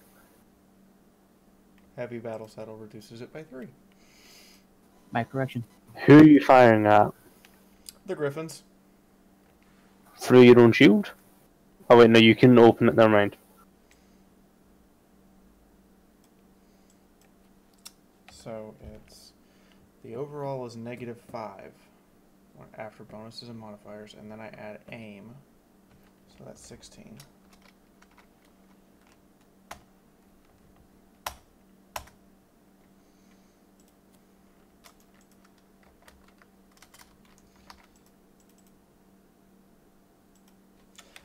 As a note, this is indiscriminate fire at the Griffins. There's 3.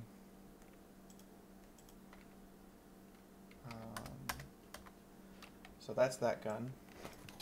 Ow! Crit with the Jesus, crit hit followed by crit damage.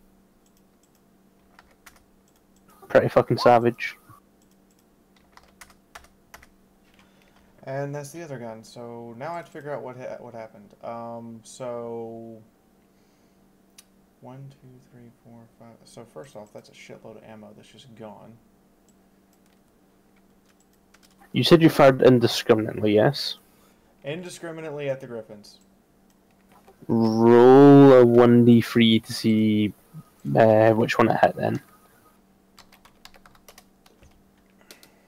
1, 2. Oh, hi, Rambo. Rambo just got counter Rambo'd. He did.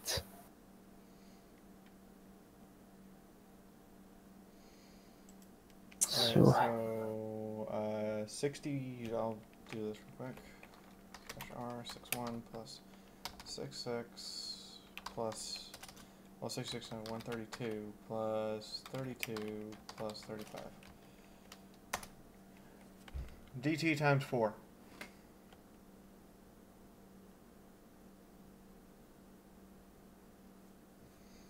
that's a lot of fucking damage.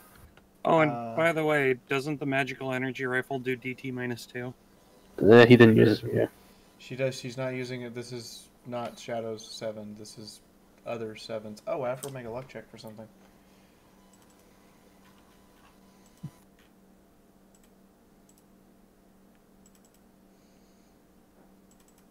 We roll check. Yeah, Rambo is Swiss cheese.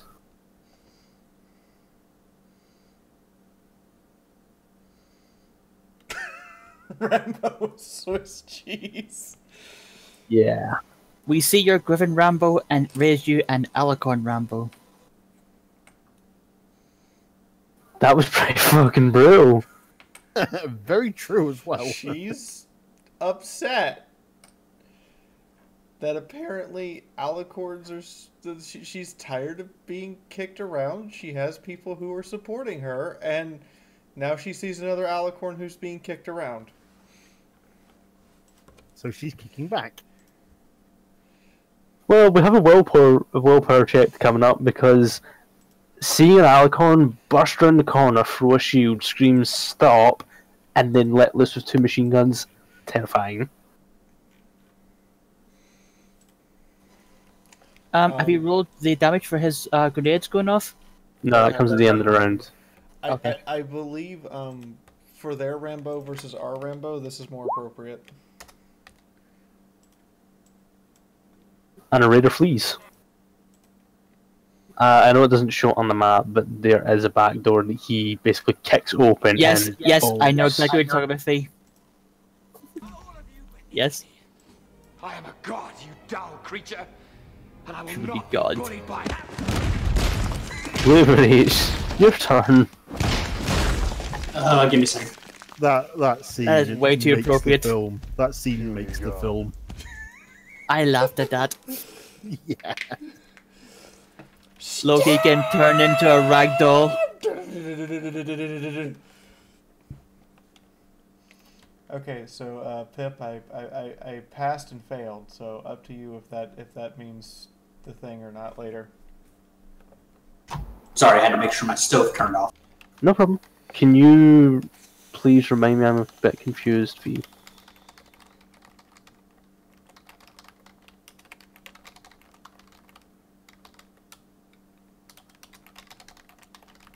See? She's typing it to me. But yeah, I also like the callback to that scene in Ragnarok as well. I moved there.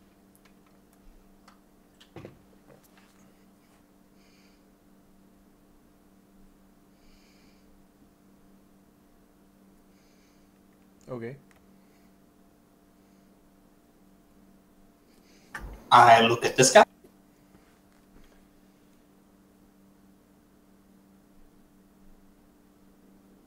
don't know why that showed up like that and the rest of them showed up like they're supposed to. That's weird. He's looking back at you. He has a desert griffin. It's a pretty intimidating gun. Not that intimidating, apparently. Not nearly as intimidating as twin link service rifles. Ew. So crit, Jam. hit, jam. Yeah, I'm gonna have to spend the last of my AP to unjam that for next round. And I believe I need to make a luck check. Yes, you do.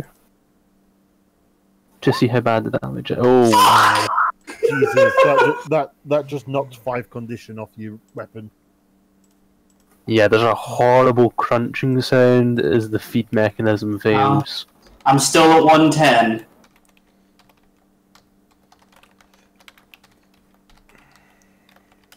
Oh fuck, sorry, hold on a second, Alex, I forgot to do all the maths, so don't take your time because I'll get confused.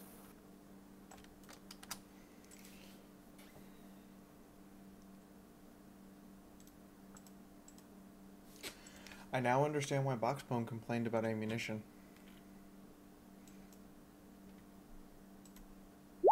Yep.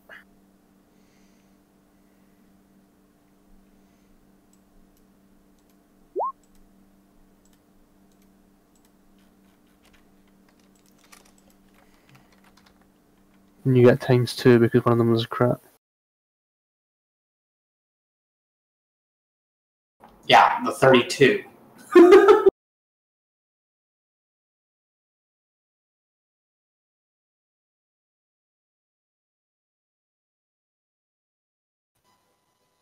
It's 31, 31, and 64.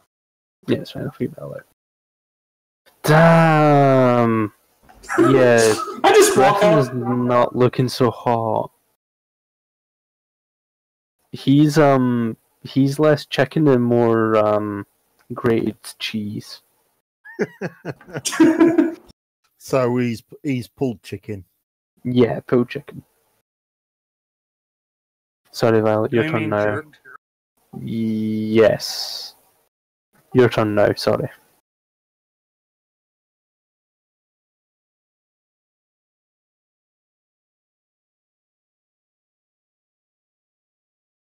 All right, well,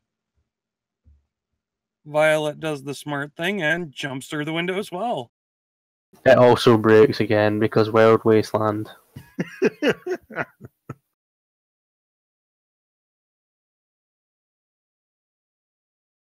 You probably want to jump where you can use the table's cover.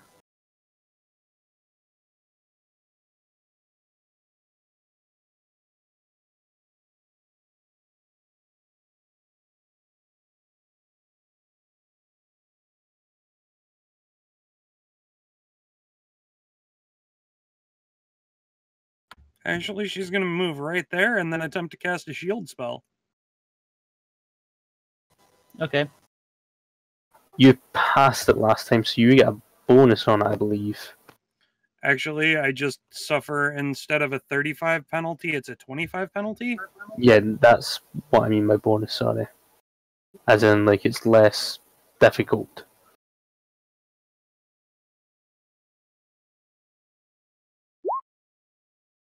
And I pass.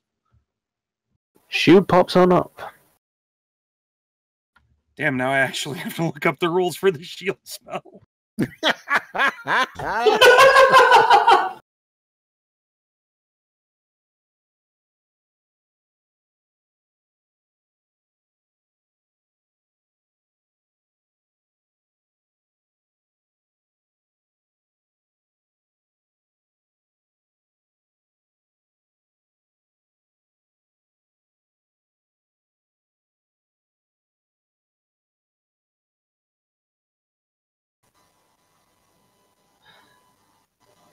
I guess now's not the great time to bring this up, but when I made Sundance, I didn't realize that light and telekinesis wasn't part of the number of the 4 spells that I was supposed to take.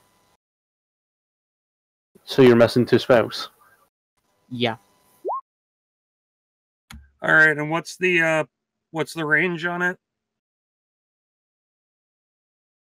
I think it's tied to your potency.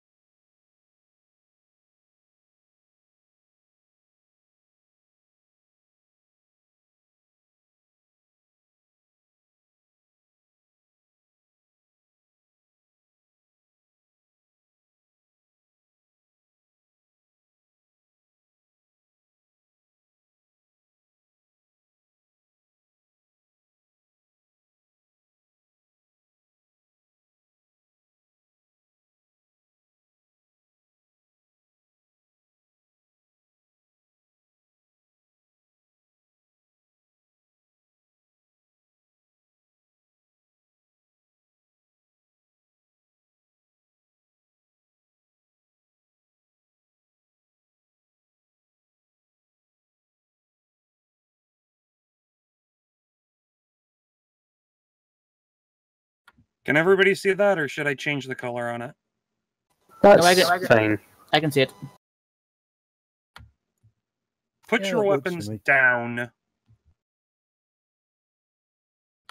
We're not here to hurt you, but we will if we're provoked. We only have business with the Talons and the Alicorn. Bluff and intimidation at a plus 25. Because leaping through a window and firing off a shield spell is pretty intimidating. That and there's a big fuck off Alicorn. 3 degrees of success.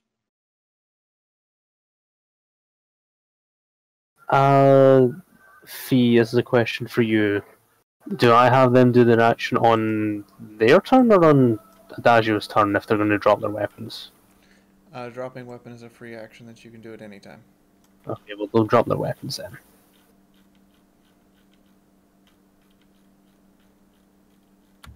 All right. Seeing as how that succeeded, Violet is now going to move up to aid Blueberry and 777 while motioning Sundance to do the same.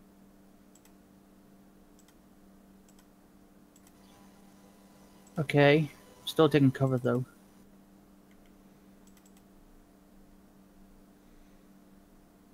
It's not your turn yet.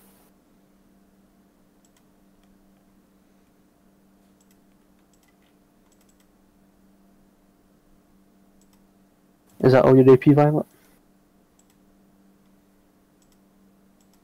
Let's see, 15 to move, 25 to cast, 15 to move again.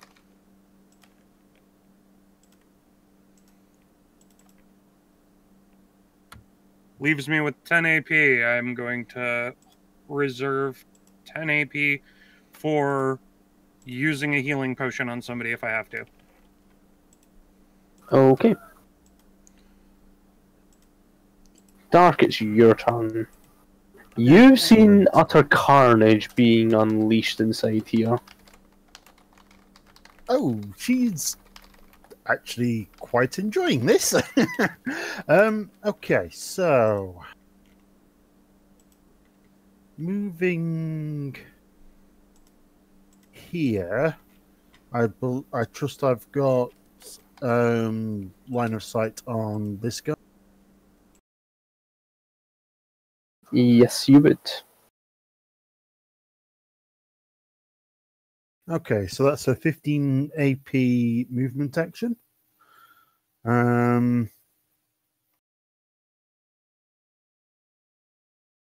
I am in sneak. Mm-hmm. Okay. Let's see. So, yeah, I would like to pop my head round the corner and take so that's 15 I've used. If I remember right. Okay, so that's 65 left. On a 25 AP weapon.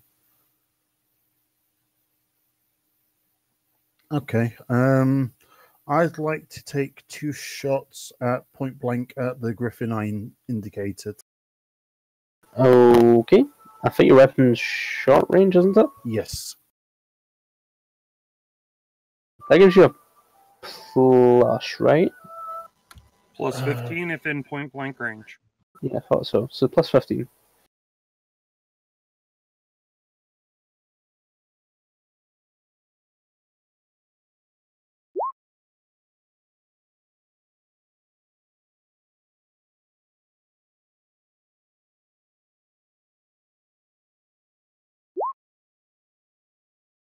$36 and $44. Oh, it did, didn't it? My apologies. So Wouldn't have 36. been enough to kill anyway. Sorry? Said it wouldn't have been enough to kill him anyway, but okay, awesome. And that should leave me with 15 AP to dodge.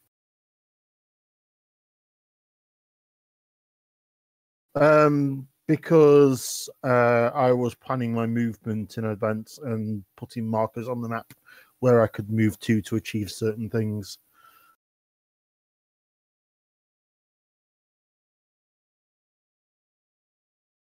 Raider's turn. He's dead. Raider's turn. He's unarmed.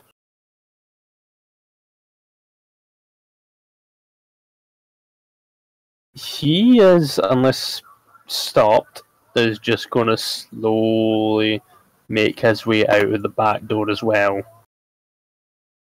This shit is way above his pay grade. Even a raider is allowed some common sense. These aren't rabid raiders. And we're back at the start of the... one of the raiders all of is his missing. grenades go off. One of the raiders is missing from the turn order, but it doesn't matter because he's going to make the same action, and let's just make sure he has enough AP. Yeah, I know, I'm just double checking something because I made a fuck up somewhere. Okay, it's fine. This raider was not in the turn order for some reason. I don't know why, but he, same thing. He just slowly walks out.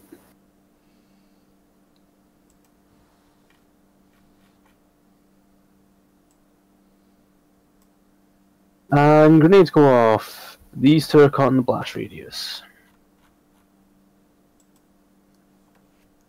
I'm just outside of the first range. He's not.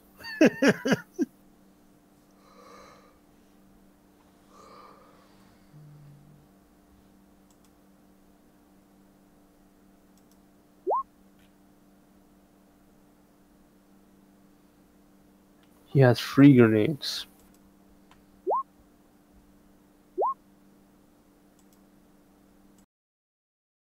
Well, fuck, well, this dude, I can tell you, but the Desert Eagle's dead. There's no way he can survive it. Not even with an endurance roll, he literally cannot live.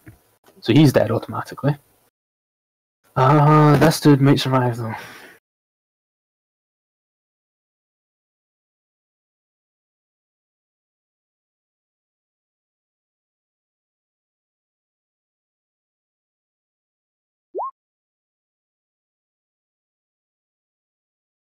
And if he does survive, half the damage from that goes to every single one of his limb zones. He's in the negative. I'm going to just give him an Hold on, endurance. he has He's 4. liquefied. Hold on, he only has 4 DT. Yes, according to this. What the fuck is he wearing? Scout armor.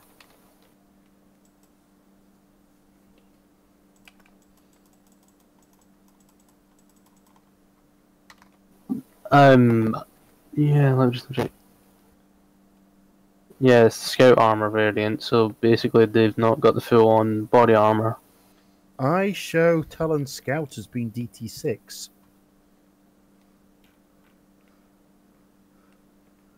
Talon It's armor maybe 14. been Light Talon armor 10. And Talon Scout armor is 6. Where did I get the 4 from?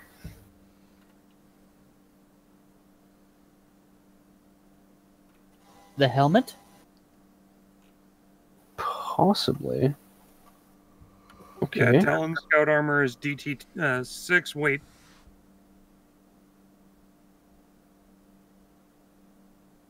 Okay, I'll be honest, I don't know where I'm getting 4 from.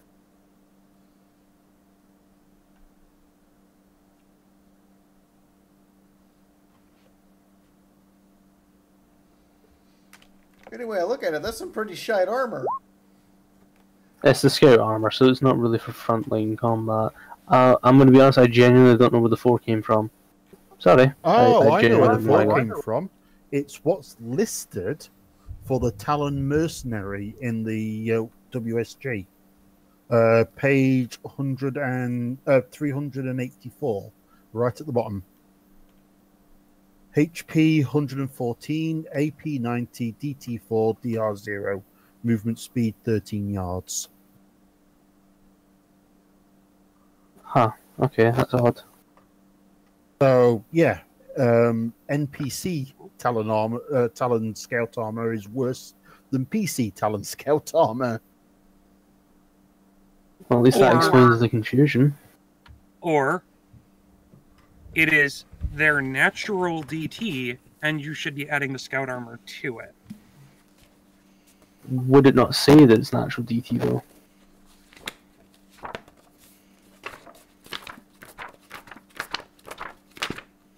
It sounds like this is something to ask the Yeah. Discord later for some clarification. Yeah, because that's left me very confused. Okay, here's what I'm going to do for now, because I'm not 100% sure why it's telling me 2 different stats. I'm going to go with the in-game, like as if it was you bought it. So I'm going to give him 6, and then I'm going to go and ask the Dead Tree Studio Discord. That is natural armor. That is because Scout armor is not listed under his equipment. It's only listed under his loot. So that's natural DT. Yeah. So give him a DT of 10 and subtract 30. So it'd be 146 damage dealt. Still puts him into minus. I'm going to endurance roll to see if he's just, chunky salsa or not. I feel like that's really misleading. Yeah. Good luck trying to get any kind of update to any book on it, though. No, they'll get an update to it.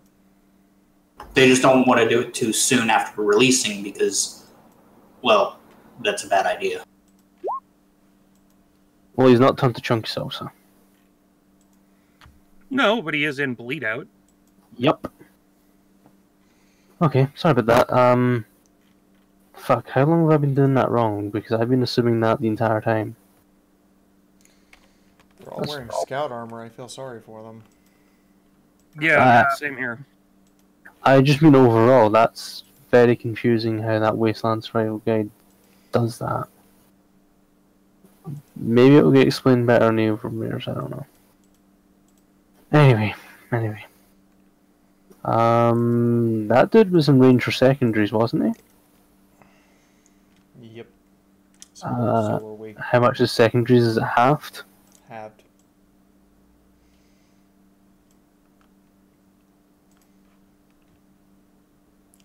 So DT of my shield is 10 plus potency times 2. So DT of my shield is 22.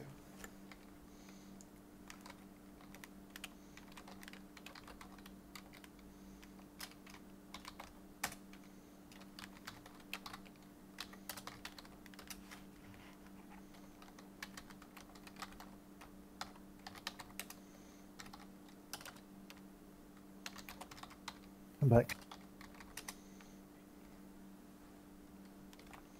It's 88 with DT times 3. And 22 is actually enough that 7s will actually feel it. Barely, but feel it. No. No, because it has to make it through Violet's shield after that. Yes and no? Yes. In the case of layered shields, it has to pass through the first shield and then the second shield before it can do damage to anyone.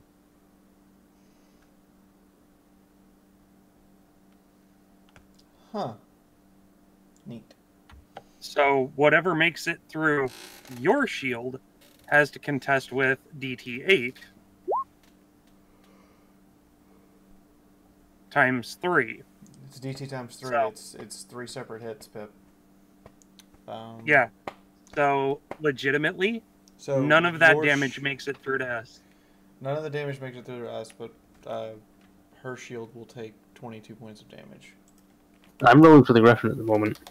Yeah, the Griffin has 10 armor, right? Yeah. He has 30 for this because it's 3 separate hits. Okay.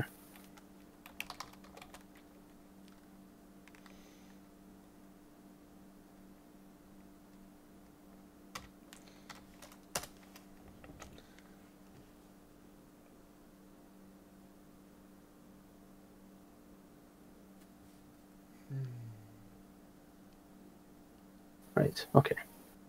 You're dead, It's your turn now. Question. Yes. Did the Griffin also take half that damage to all of its limb zones? Yes, it did. Yeah, it would have, I think, yeah. How much is it crippled? It's not enough, probably. I need to double check where Harry had it.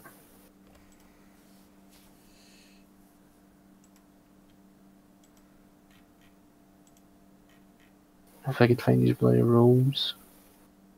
What's up? Try to find where you hit it. There we go. So you hit it for 12. I mean, it might be enough. Well, yeah, because that's minus DT.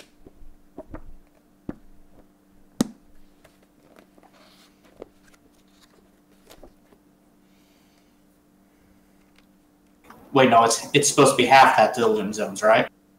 Yeah, so it takes 29 to the limbs. Yeah, Yeah. That probably won't be enough. No, Yeah. it's 57 limb damage. It's, sorry, 57 limb HP. Yeah, no, unfortunately not. It's not looking very good, but no. He's covered in blood, guts, and gore, but he's still functioning. And he's going to move to you. Hetty? Yep. And now I need to double check the rules for grapple, because I wasn't expecting this to happen.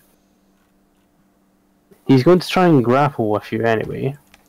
Make an unarmed check, and then it's opposed strength where you roll strength times. How does the fact that I reserve? How does the fact that I reserve 15 AP to dodge factor in? It just lowers his unarmed to hit by 7.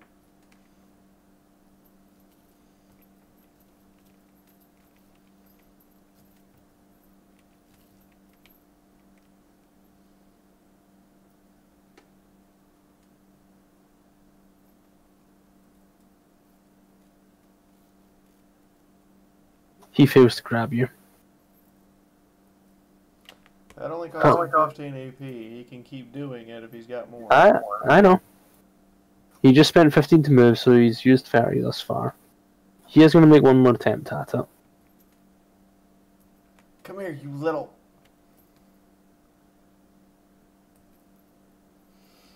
Can't catch me.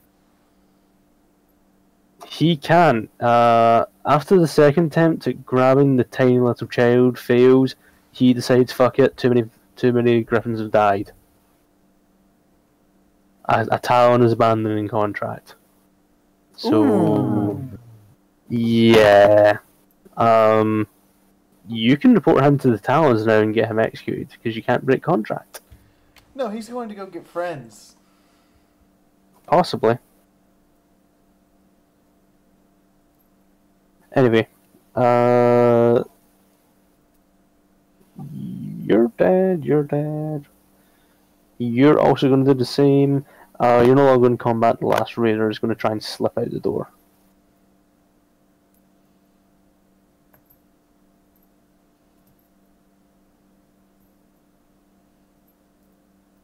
Okay, you're out of combat. I will apologise in advance. I did not expect you to jump this far, so I was unprepared. Ah, that's no problem. Violet smiles at everybody and goes, "You know, I'm not that disagreeable as it concerns combat anymore. I should be worried." But honestly, she drops the pins on the ground to the floor, or onto the floor. I just really don't like Talons. Understood. Remind me not to piss you off in future. Sevens turns the safety on her guns and dashes towards the counter.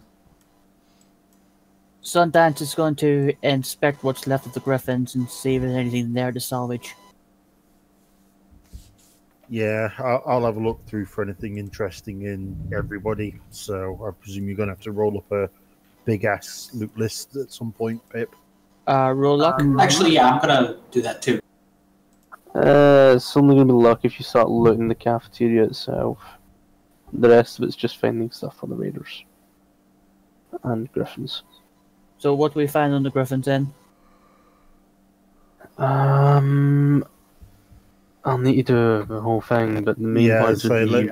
we'll. It's probably going to be best to do loot list once out of session, because it's going to take some wrecking up. Also, Pip, take into consideration that every single one of the dead griffins, all of their gear is at a minus 45 condition. Yeah. Because of boomies. Yeah, I know. Also, you mentioned that there's a lot of dead raiders outside, right? Mm-hmm. Do they also have loot on them as well? Yeah, but it's raider loot. It's not exactly the best quality, but yeah. Well, after he searches through Griffin's, he'll go ahead and just search all the other dead bodies.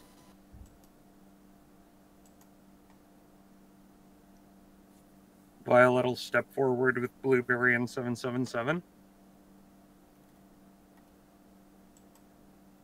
Sorry, I'm making notes of something so I don't forget when I write up your loot list.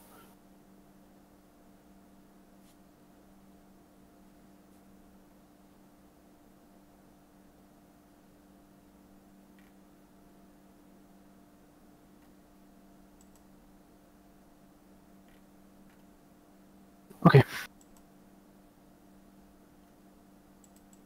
Okay, two things. One sec. I was just getting that fee. So, two things. One, I'm going to be horrible and I'm going to leave you on a cliffhanger. Sorry everyone, I'm terrible like that. And That's secondarily, I apologise that I got sloppy at the end. I genuinely didn't expect you to get that far. And I was unprepared for that. That's fine. Yeah, it's fine. No worries. Still had an interesting session. Yeah, it was still fun.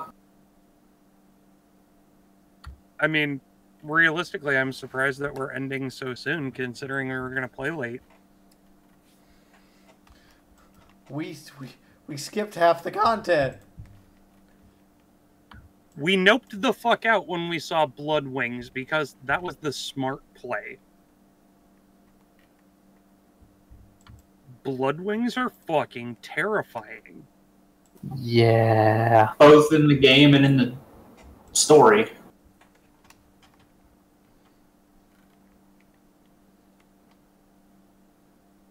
And any sane wastelander that sees Blood Wings goes, yeah, we're just going to go somewhere else. They're a level 6 enemy. How's about I make it up to you, Adagio? Because you ended up skipping out on a bunch of the stuff that I kind of expected, and I kind of had to pull stuff together at the last minute, and you even skipped some of that. I will go on longer next week, because I don't know for sure, but I suspect you're going to go back to the town. I suspect. Well, we need to go back to the town. Myself and... sorry, I've forgotten your character's name. Which one? Mine? Regardless, I cannot expect I'll be able to fill out a session more so to make it up for promising to go longer and then it not quite working out. I'll go longer next week. Okay. So, we're going to call it here? Gonna call it here on the cliffhanger because I'm evil. You are evil.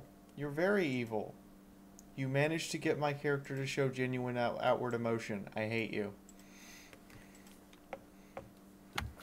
And Sorry, go ahead, Dagio. And you're gradually exposing more and more of the side of Violet that she wishes to keep hidden.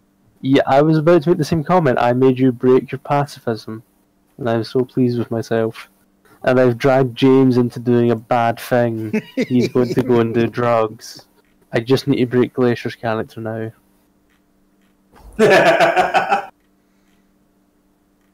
Good luck with that.